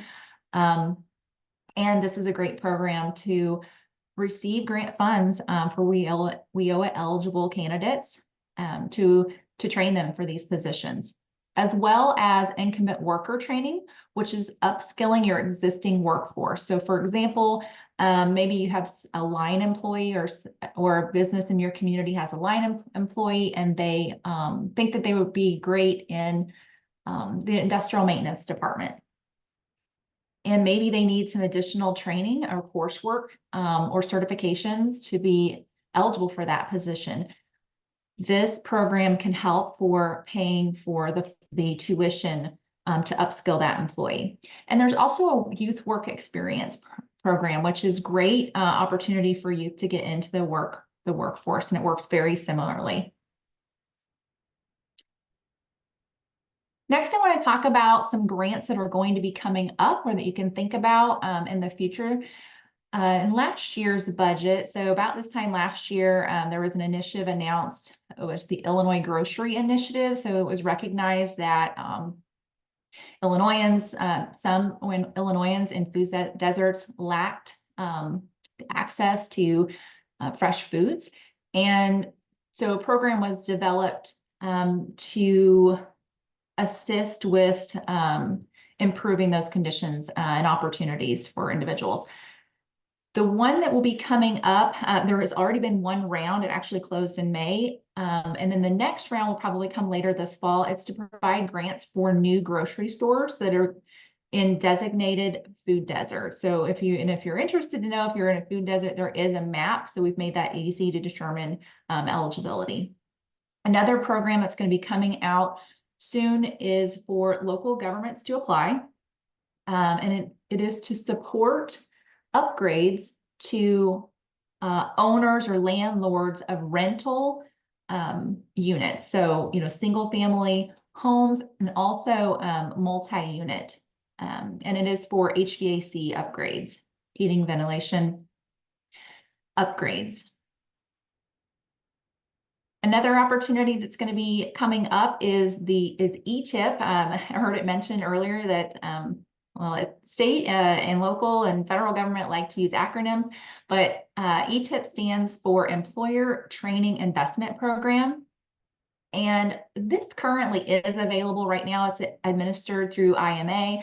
DCEO will also administer funds in the ETIP program in this coming fiscal year. It's planned, and it's to provide matching grants to companies to train Illinois residents. So this is another tool in that job training sector.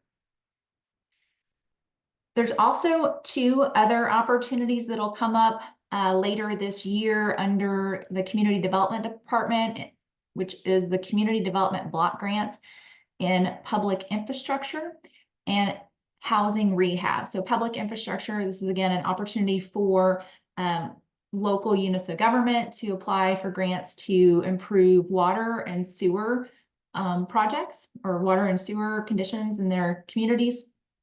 And the housing rehab is for grants to improve single family owner occupied homes. So there's a set amount of funding. So, you may be able to get, somewhere between 6 to 10 homes rehab. And that can be, interior improvements and exterior improvements on these homes. So switching gears a little bit, and again, I don't want to talk about it too much, but I wanted to make sure that I talked a little bit about the financing tools and the funding tools that are out there within DCEO. We have one of our main programs has been around a long time. It's called Advantage Illinois. And this program is really great because it is out there to assist businesses who may not be able to access capital otherwise, or individuals may not be able to access capital otherwise.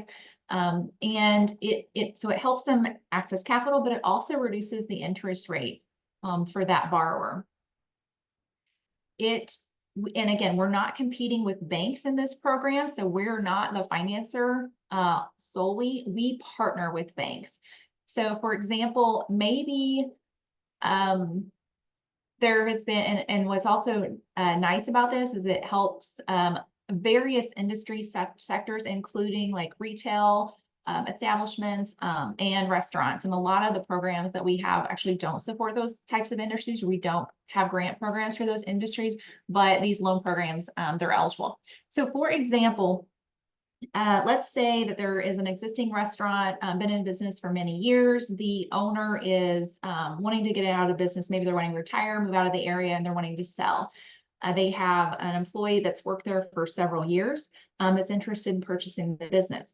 So when the bank is talking to them, they may be looking for state support in this loan, just because this is a startup for this individual. It's not an industry haven't owned a business before, although they've worked there. It is a new business for them. So this would be a great example of how we might partner with a bank.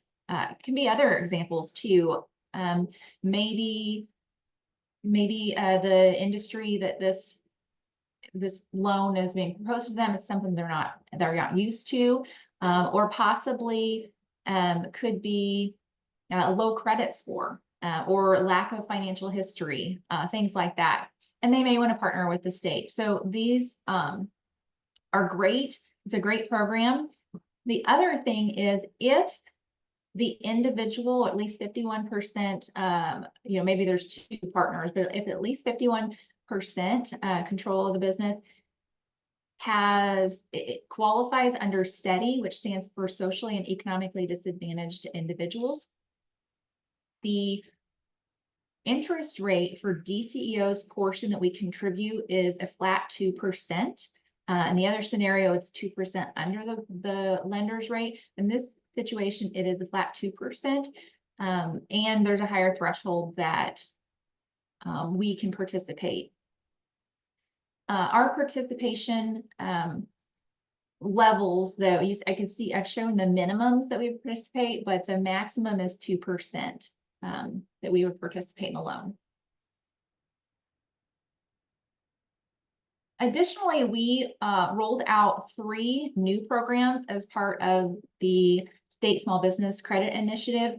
Actually, all 3 of these are live. I think it says they're coming, but they are all live now, which is great. We received over $300 million from the U.S. Treasury to create programs and to help accelerate business. So these are some new ones. This does come in tranches, though. We just weren't handed the money. So once we spend a certain tranche, let's say 100 million, then we'll apply for another 100 million. And I can say that we have almost went through or are applying for our second round, which is great because it sounds like people are taking advantage of the programs. So the next program is a loan guarantee program. We also have a program called Invent, which is a venture capital program.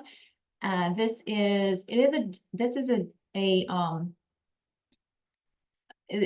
a program where we are providing direct equity. We're focusing on some key industries here: agriculture, ag tech, information technology, manufacturing, quantum. So keep that in mind. There is a simple form online that you can fill out if you're interested in learning more. And specifically for companies that may be looking at going out for seeking funding or an IPO for the first time, they'll want to connect about the Invent program if they'd like to stay with a partner. And then lastly, the Climate Bank Finance Loan Participation Program works a lot like Advantage Illinois, where we're partnering with banks. It is administered, or I guess overseen by DCEO, but it's administered by IFA, the Illinois Finance Authority. And this is for funding for businesses in the clean energy sector, as well as businesses who are investing in clean energy. So for example, a business is looking at possibly creating or installing solar panels to run their facility, or that's the hope. They could partner with IFA for a loan through Climate Bank to finance that.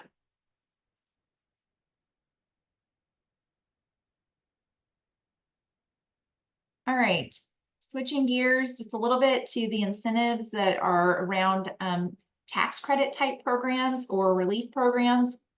One of our, I guess, flagship programs with in DCEO to attract new businesses or help companies expand in Illinois is EDGE, Economic Development for a Growing Economy, is what that stands for, and that's a tax credit program. I will say we're working on 2 years now, but a lot of people don't know that the requirements for this program and the but-for clause have really been relaxed. In the past, we would have companies who were looking, to take advantage of this program. They would need to compare the costs to do business in another state, and with the cost to do business in Illinois for a particular project or expansion. And we recognized that we wanted to relax that. It really wasn't the best practice, because we don't want our existing business, especially going to another state and exploring doing business there if they don't have to. So now they just really need to attest that without the tax credit, this project would not occur in Illinois. Most times though, as you know, companies have choices. They are making decisions about where to invest. Probably lots of companies in your region are constantly looking at capital improvement projects. Maybe their parent companies are looking at whether expanding in Illinois or expanding in another state. And this is a great tool to be aware of. Reach out to me if you hear of any opportunities. I would be happy to join you on just a business retention visit or a check-in with this company, just to make sure they're aware of the incentives to invest here in Illinois. Very similar to the EDGE tax credit program, there are 2 other programs called MICRO, or Manufacturing Illinois Chips for Real Opportunity, and REV, which stands for Reimagining Energy in Vehicles. These are very similar tax credit programs, but they are specific to specific industries. They may have higher benefits as far as the tax credit go, and then some other incentives there. One thing to know about REV, we're looking at companies who are in the supply chain of electric vehicles or the renewable energy sector. We evaluate each project as they come in to determine if they're eligible. And in this one, I just want to highlight, instead of a tax credit where someone is, coming to us for a credit to reduce their Illinois corporate income tax liability, they have the option to take the credit kind of up front. So instead, so it kind of works like a grant. I'll say that. It's not, you don't have to have a corporate Illinois income tax liability to take advantage of it. Feel free to answer more questions about that. Another program, there are, I say 97 zones. There's actually more than that when you include some like the River's Edge zones. But the Illinois Enterprise Zone program, there are zones all throughout the state that exist to provide a sales tax exemption on building materials for any sort of rehab or new construction. There's an investment tax credit that's part of that, as well as some that allows for the locals to have some additional incentives, sometimes maybe property tax abatement for some sort of new improvement. If you want to learn more about if you're in a zone, we do have a map online to determine, you know, where the closest ones are. I can tell you last year, maybe even longer, we did expand the boundaries so that zones had the opportunity to acquire more property. So if there were projects that are outside of your zone that you know, needed something a little extra to encourage the investment, you can look at maybe an expansion. Also, the Illinois Angel Investment Credit Program, which is really for qualified new businesses to be able to incentivize investment into their business by offering a tax credit. And then data centers investment program. So lastly, I have a few more minutes. Just want to highlight that there are a lot of resources out there throughout the state to support businesses and communities. And, you know, especially, and even applying for grants as well. So I'll talk about those a little bit. Our First Stop Business Information Center, we have a toll-free helpline, and someone does answer that. If you have any questions about starting a business in Illinois or have questions with your business, they will direct you to the appropriate person, department, or provide an answer for you.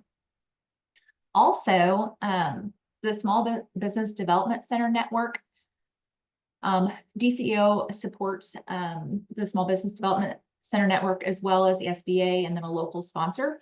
And recently we have 2 in the Southeast region. We went many years without having one in the Southeast region that I serve, but we have 2 now. We have Mattoon and one in Noble.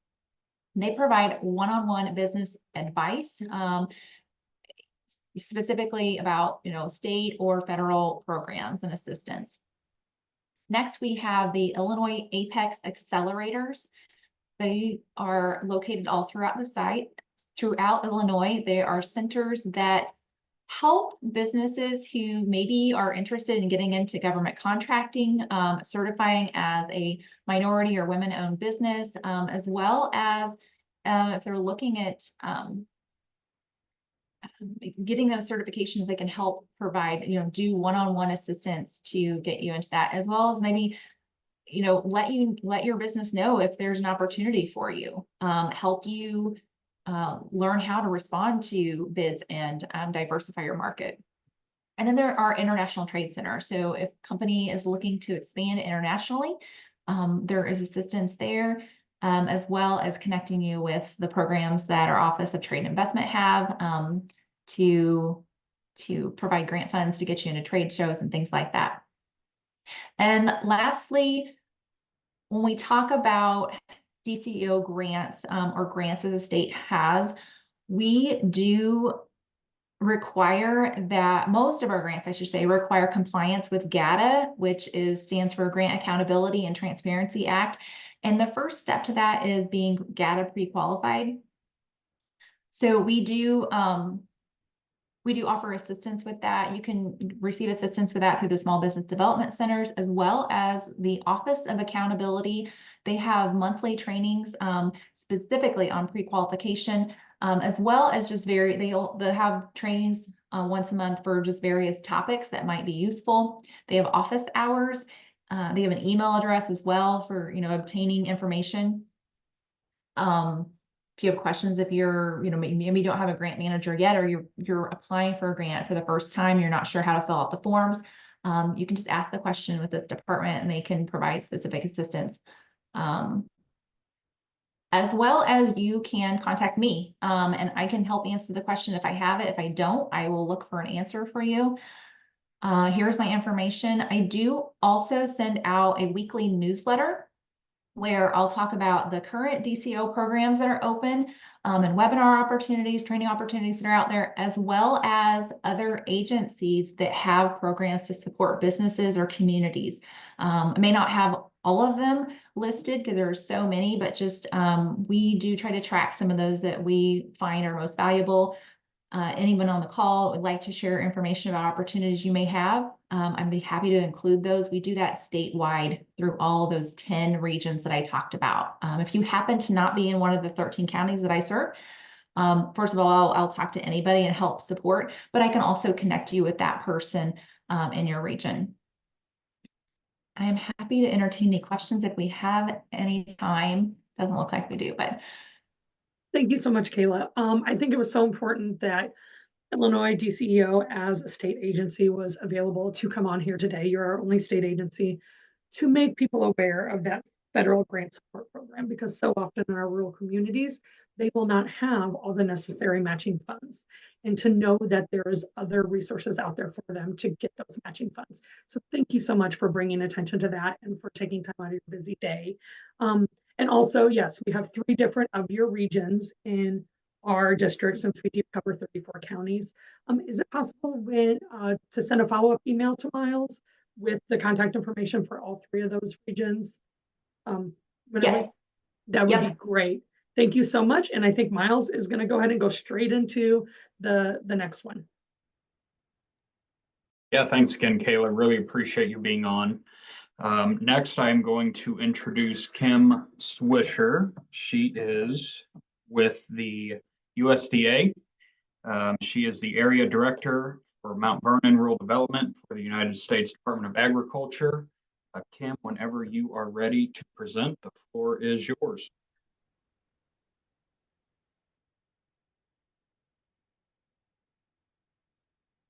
Okay.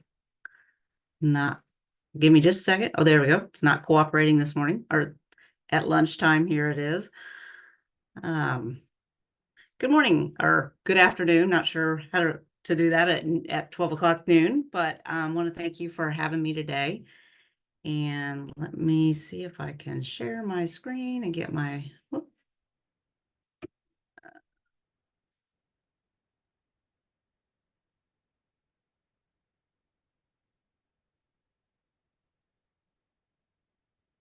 Okay, can you see my screen? Yes, we can. Okay. All righty. So as Miles said, I'm with USDA Rural Development. And who am I? My name is Kim Swisher. I've worked for the agency for almost 32 years. I spent the first 18 years in single family housing, and then 10 years as a community program specialist. And then I've been in the area director role since 2020, and I serve the southern 30 counties.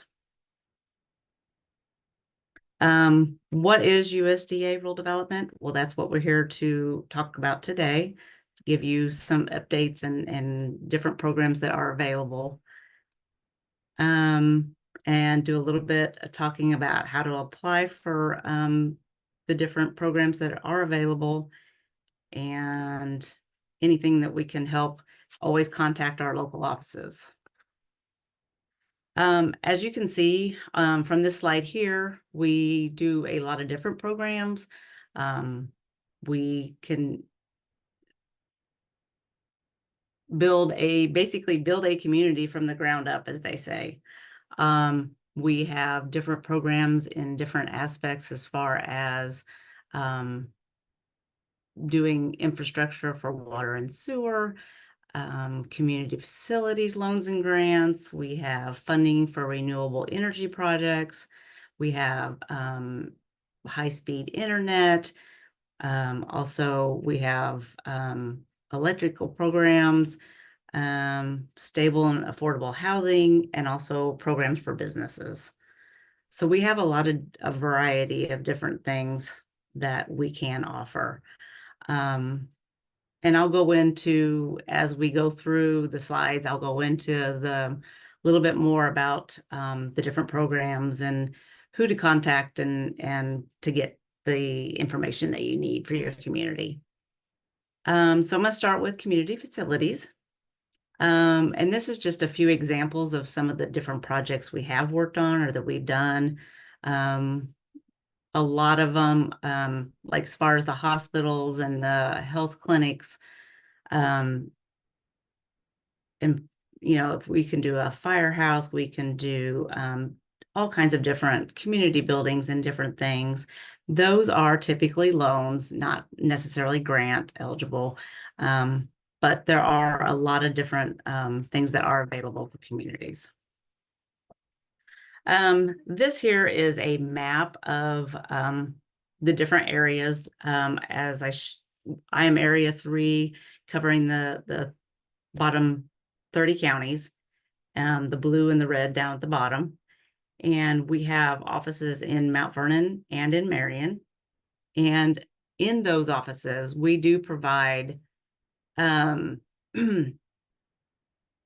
assistance for single family housing and the water and waste, and also the community facilities and our rural business development grants.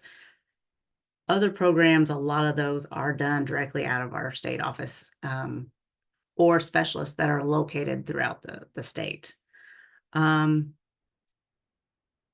So let's see. Let's start with, we have our direct loans and grants that are available. We have to determine that the applicant is eligible and that the project is eligible. And then, of course, any of the direct programs would be through our local offices. And then the guaranteed loans are also another area that we could go into. That is through a lender or a bank. So as far as the loans and grants, we typically, in different programs, things are handled differently. So if you, they're not always together, but sometimes they are, I guess.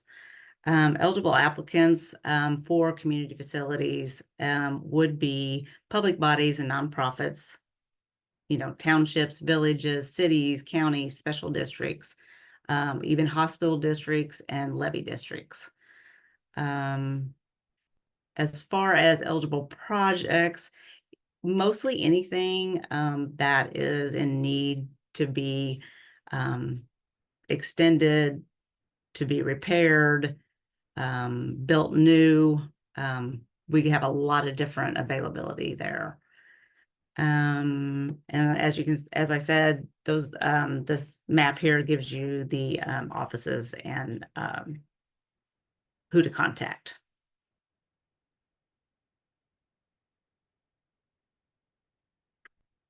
So then we will talk about the community facility grants, which I know this webinar is about grants, but I wanted to share multiple different programs that we do have available.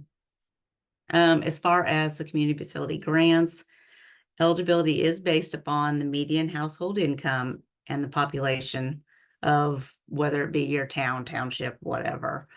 And based on those figures, there is a determination of whether you're eligible for 15%, 35%, 55%, or 75% grant. And so then you would have to come up with the matching funds for that. Currently in Illinois, our maximum grant amount is $30,000. Some of the different purposes that we have seen: healthcare, public safety, public and community services. We typically start with the pre-application. We would email that to you or mail that to you, have you fill out that paperwork. Any questions that you have, please feel free to contact our offices and ask questions. If you don't understand something, we're always here to help. And one of the big things with the grants is everything is in that project narrative. So the more information that you can give us in that narrative, the more helpful it is. For example, if on a police vehicle, we do a lot of those.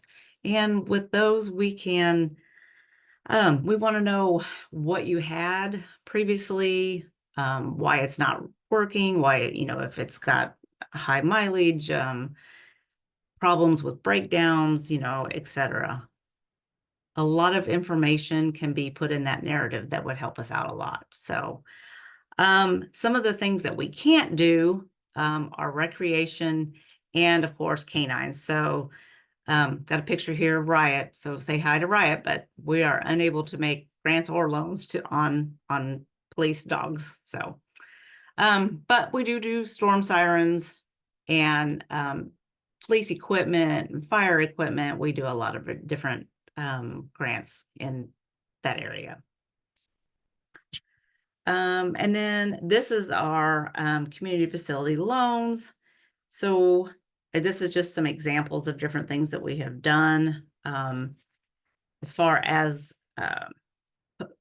eligible applicants would be public bodies, non-for-profits, special purpose districts, cities and towns, 20,000 and less in population.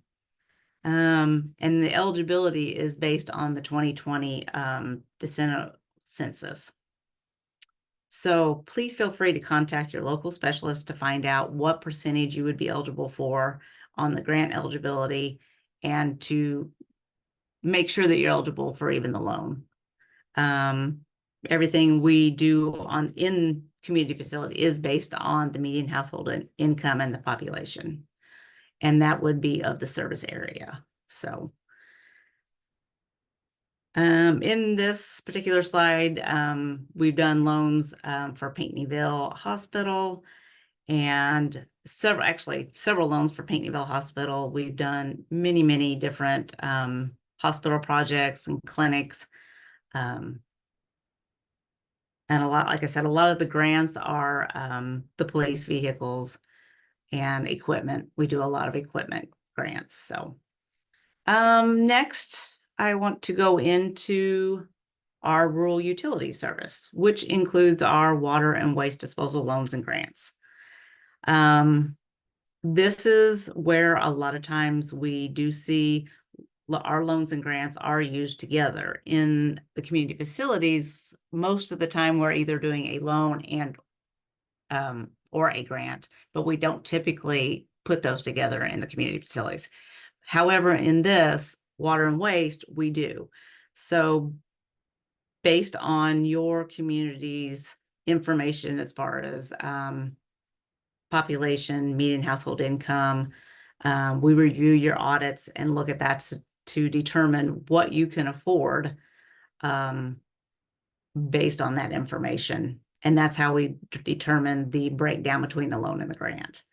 Some of the different things we can do is we can improve the infrastructure, support public health and safety, or just promote economic development. A lot of times we see, with new businesses coming in or new growth just in housing, you need to do extensions onto your water or sewer system, and those are things that we can look at doing. Currently, the interest rates for starting July 1st, are what we call our poverty rate, which are typically lower median household income with a health or safety hazard. That poverty rate is 2.375. And then we have the intermediate rate, which a lot of people fall into, is at 3.25%. On these particular types of projects, we do look for a population of 10,000 or less. And we work a lot with the engineers and the attorneys, and it can be a long process. But the good thing about these particular loans is it could be up to 40-year with low rates, and the grant can help with that also. So it's an excellent program for a lot of small communities. This is just an example of some different projects that we have done, we did a water tower for South Lawrence Water Corporation, and we also did a office building for them, because the original was done out of the secretary's house. So this was a nice addition to their system. And then I am going to briefly touch on some of our business programs. This particular slide goes into our business and industry loan guarantees. This is all towards business owners. We have our energy programs. I'm not going to go into a lot of detail on these programs. I just want you to be aware that these programs are out there. And then, of course, we have our REAP, which we see a lot of agriculture. We see a lot of solar panels, solar installed and those kind of things. So this is just to give you kind of a highlight of those programs that are available. And then we have our rural business development grants. Those are done out of the local offices, such as the Marion and Mount Vernon offices. It is grant funding, and let's see, applicants are public bodies and private nonprofit corporations. The maximum grant amount at this time is $500,000, but you're better to stay around the 100,000. That scores a higher score. And there is a scoring sheet that we provide to you, so you know what causes those scores and what creates a good score for you. The deadline on this one is typically in February, so this one has already passed for this year. But typically it's usually the end of February, at least the last several years. The deadline has always been the end of February. So if you have any questions anytime during the year, though, please feel free to reach out to the staff or myself, and we can give you the information. So then there's just some pictures of some different projects we've done. The first one with the red awning is in Murfreesboro, and it was a $60,000 equipment / awning. And the city was able to use the grant funds to purchase the awnings and then lease them to the individual businesses. So that was the first one there. And then the restaurant was St. Nick's, and this was we loaned to the entity that then turned around and give the grant money to the entity that then turns around for a low interest on that. So these are a great thing for local businesses.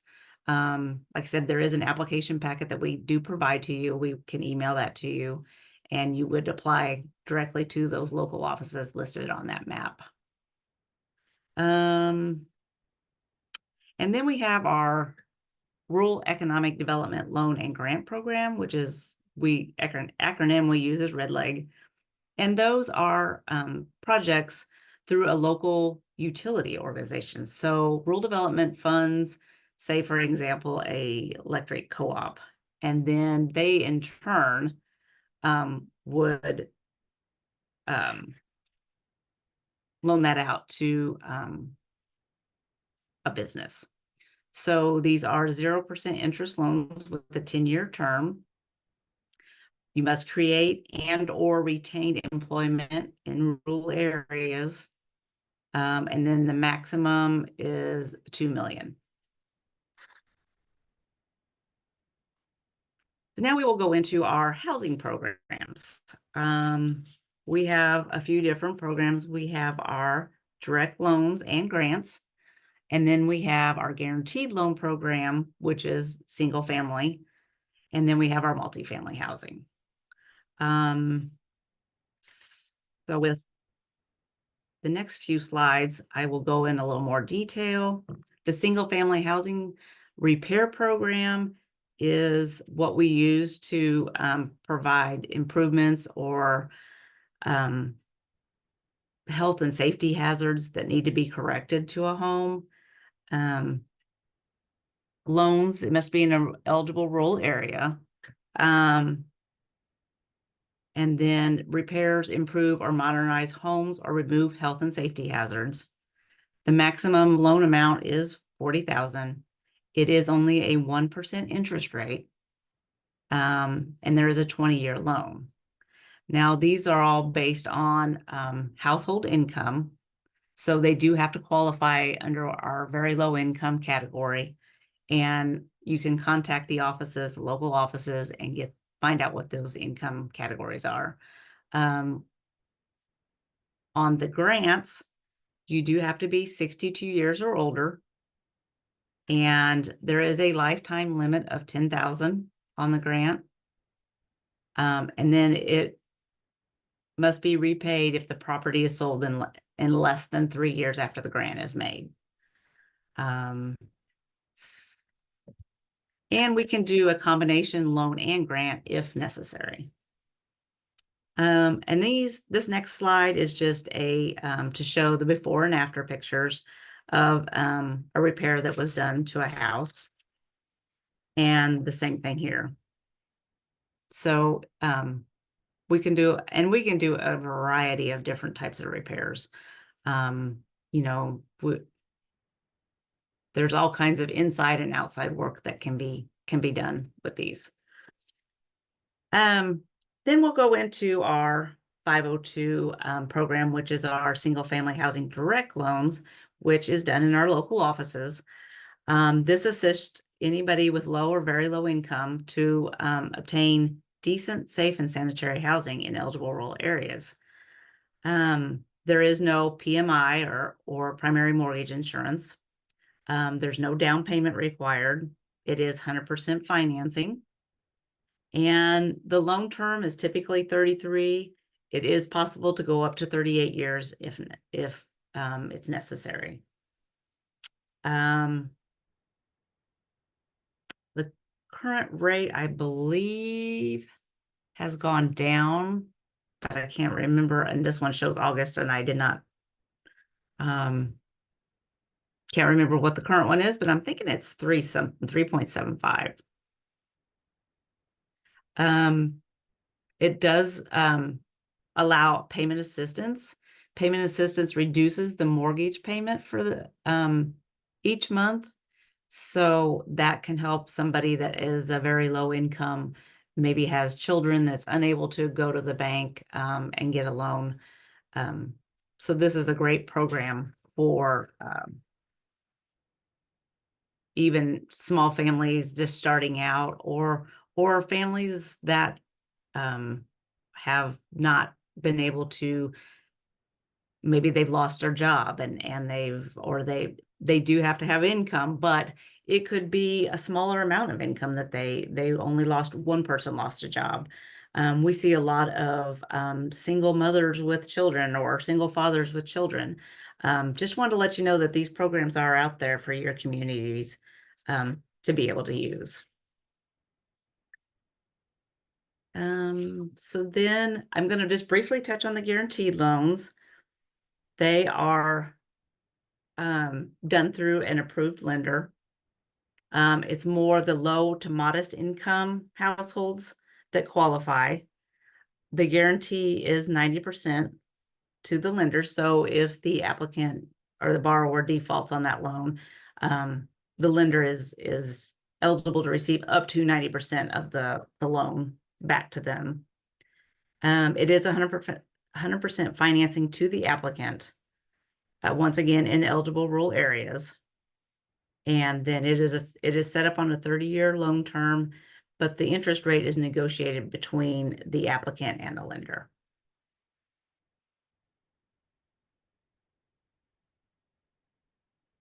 So this is my contact information. And my phone number and my email. If you have any questions, please don't be afraid to reach out to any of us in any of the offices. That's what we're here. We're here to help. We want to help. So give us a call with anything that you have. Thank you so much, Kim. We have just a minute or two before we introduce the next person.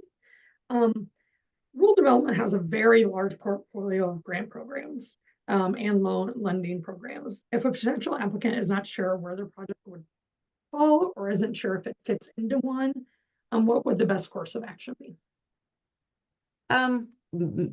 Basically call one of the offices, contact myself, or like I said, we have in this lower 30 counties, I have the 2 offices, Mount Vernon and Marion. Please feel free to call the office at any time. If you don't know who to talk to, just call the main number. We will transfer you to the appropriate department to get you the answer that you need. Okay. And do you guys provide technical assistance for some of the larger grants? Any webinars or anything that can help while they're applying for those? We do have technical assistance, and we do have webinars that are provided for those. We try to get that information out as much as we can, but there are always webinars on different programs that we have that are coming out. Okay, thank you so much. I'm going to turn it over to Miles. I think we're running just about 5 minutes early, but I know the Delta Regional is actually already on, so I'm going to turn over to Miles for that. Thank you, Kim. Thanks, Kim. Really appreciate you jumping on. We are going to move ahead with the final presentation of today's grants webinar, and that is Matthew Campbell, and he is with Delta Regional Authority. I put the link in the chat. Remember that it is the bottom 16 counties of the 12th Congressional District.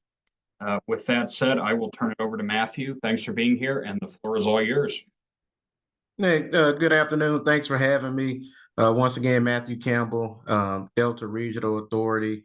I serve as Strategic Partnerships Program Manager, and I'll share my screen.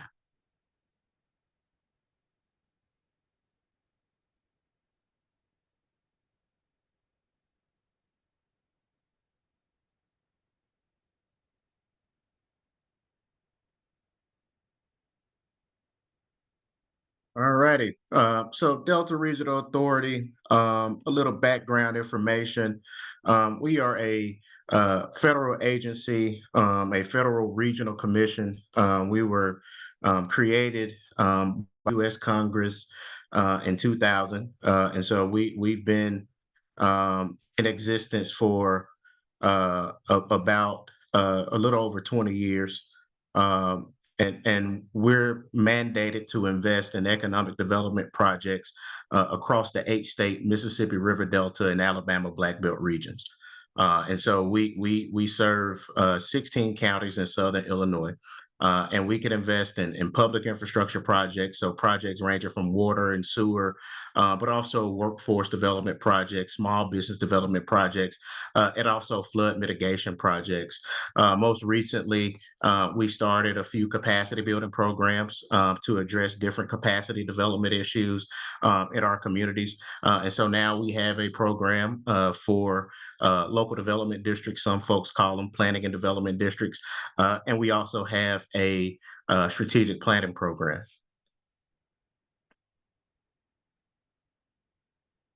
So a little bit about our programs. One of our main investment tools as an agency is our State's Economic Development Assistance Program, which we call CDAP for short.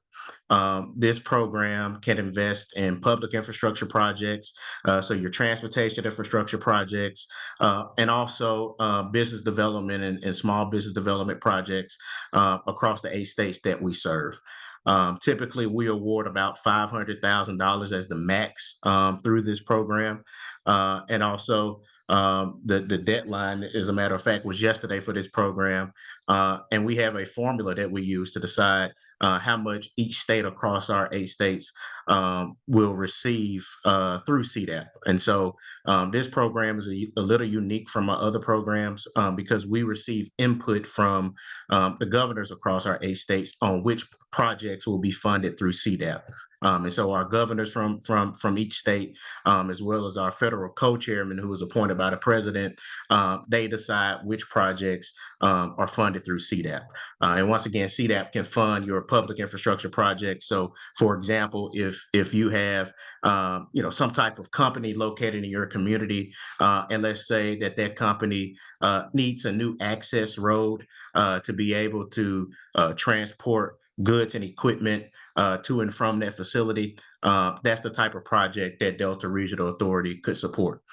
We wouldn't be able to fund that private entity directly, but we could fund that city, town, or county, wherever that business is located. And so we can only, as an agency, we can only fund public entities.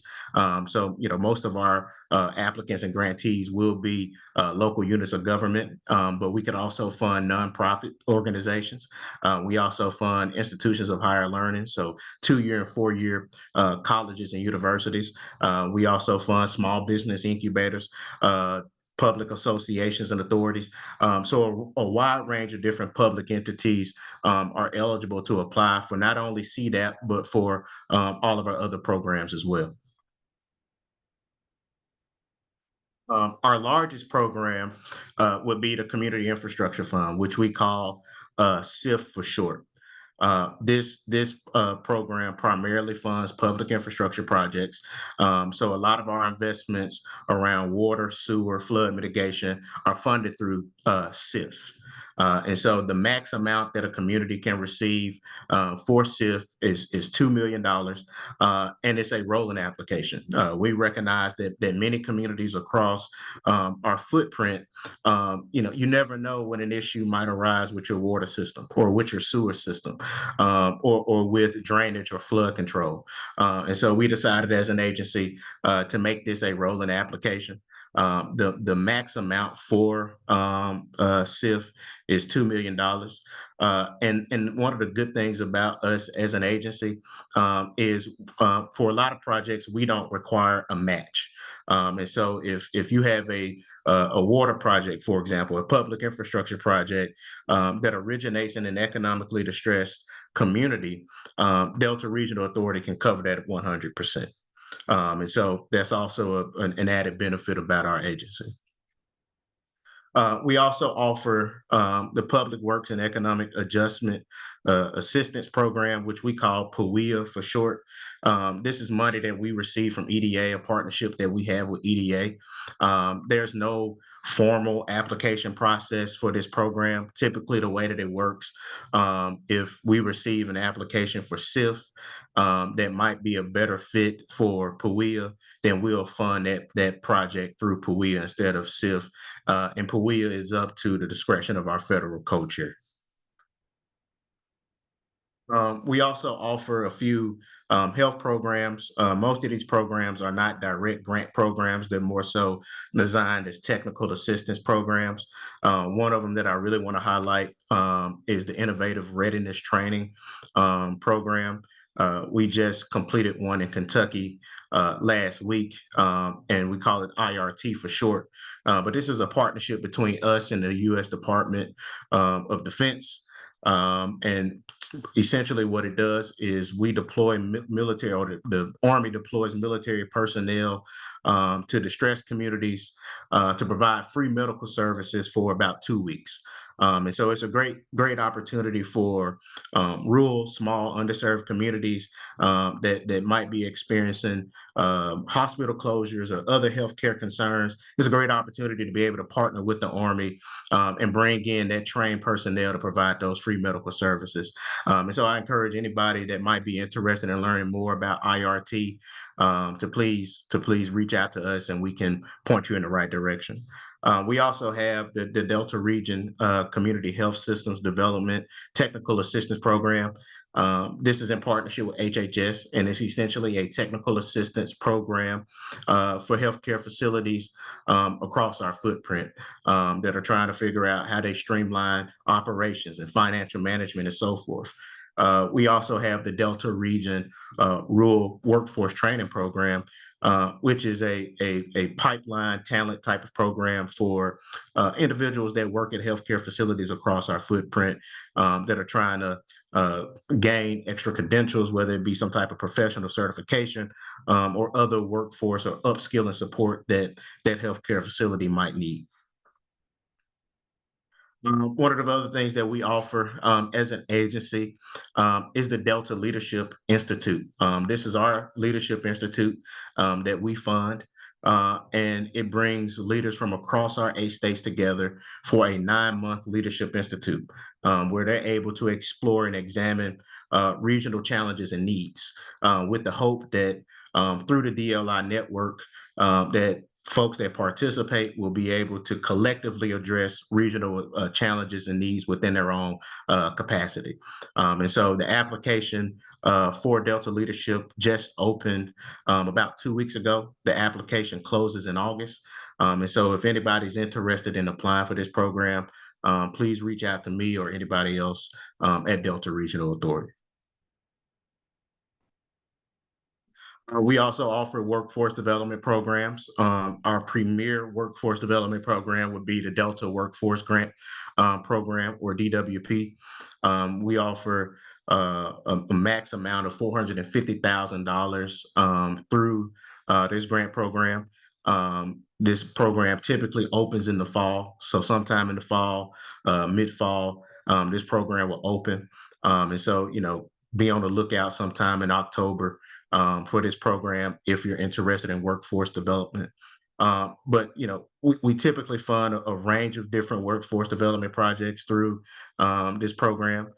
We don't adopt a one-size-fits-all approach when it comes to our workforce development programs. We have funded everything from your traditional CDL programs to cybersecurity workforce programs. And so, there's no one-size-fits-all when it comes to our workforce development program. And I also would say with across all of our programs, some of the metrics that we use to kind of gauge our the impact of our investments is jobs created, jobs retained, families affected, and individuals trained. And I want to make this point that, when it comes to those metrics, we like the applicant, we like the grantee to define what their own scale is. And so when we say individuals trained, you don't have to have a workforce development program that's going to train 500 individuals. You could have a workforce development program that might only train 10 people, but you define your own scale, and we're fine with that at Delta Regional Authority. So I don't want people to feel intimidated by any of our programs. You define your own scale. For instance, if you have a small business development project, and we're talking about jobs created as one of our metrics, you don't have to have a program that creates 200, 300 jobs. If it's only 15 jobs, that's up to you. And so you define your own scale as it relates to Delta Regional Authority, and you also have the autonomy to define what type of project you want to pursue. The other program that we offer in partnership with DOL is the Workforce Opportunity for Rural Communities program. We call it WORK for short. This is a larger pot of money than DWP. The max for this program is about 1.5 million. So, we encourage folks, if you're interested in this grant opportunity, to first apply for DWP. And after you've applied for DWP, you've received funding from DWP, and you want to scale that workforce development project, then we recommend that you pursue that opportunity through WORK to scale your program.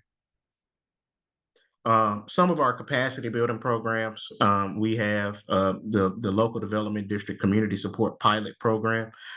This is a non-competitive grant opportunity that's open to the 45 local development districts across DRA's region. We have 3 local development districts in Southern Illinois that participated in this program: Greater Egypt, Southern 5, and Southeastern Illinois. And so this program was designed to help our local development districts build capacity, whether they be supporting existing personnel or bringing on new personnel. We want our local development districts to be in position to go out and be able to help the communities that they serve. And so a way to do that is by helping our local development districts build the necessary capacity that they need. And I encourage folks, right, if you're trying to navigate federal funding opportunities, whether it be through DRA or whether it be through some other federal agency, to be in constant communication with somebody from your local development district. They're there to help you navigate those different opportunities. They understand the different grant processes. And so if you're a city or a town or a county that's trying to figure out, how you address different challenges and needs, please reach out to your local development district.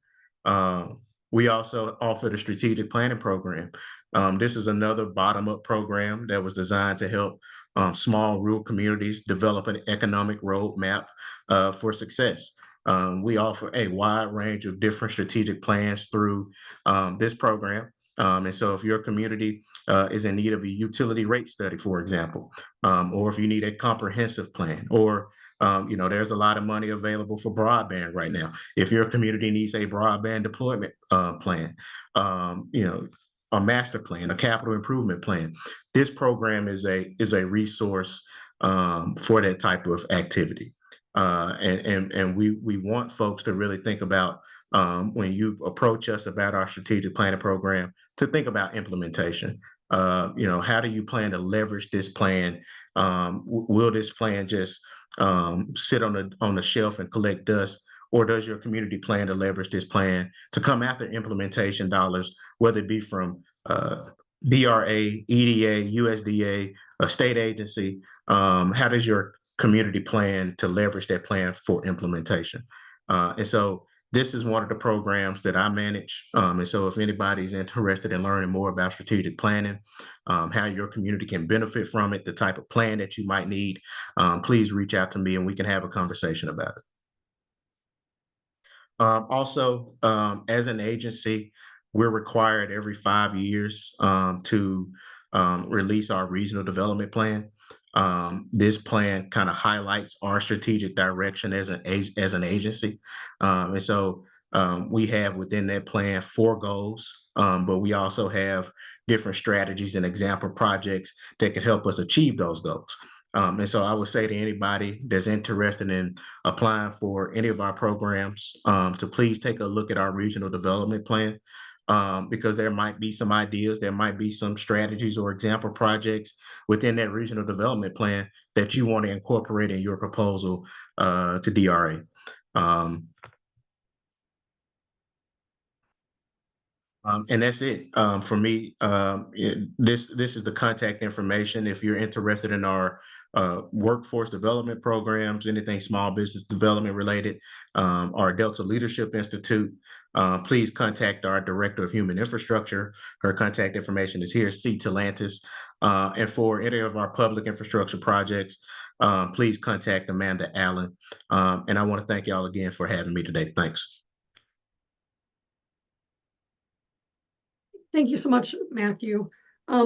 One thing I wanted to ask, you put up the contacts. Is there local offices in Southern Illinois that people can contact? So we don't have any local offices as an agency. We only have 2 offices. We have our headquarters based in Clarksdale, Mississippi, and also an office in DC. But I would say, that people, if you have a question, please feel free to contact me. Katie and Miles, if you could circulate my contact information to the folks that are participating in this webinar, that would be great. And if folks want to sit down and have a conversation about any of our programs, we can. And I would also encourage people to also be in contact with their local development districts because they have a lot of knowledge about the type of program and opportunities that we offer. And so I would encourage that as well. Is there anything besides being in contact with your local development organizations that applicants can look to kind of improve their applications to make them better? Do you have technical assistance, webinars?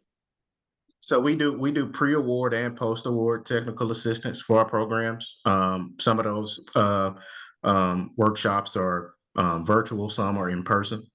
We usually those in person TA sessions, we usually try to spread those across the region.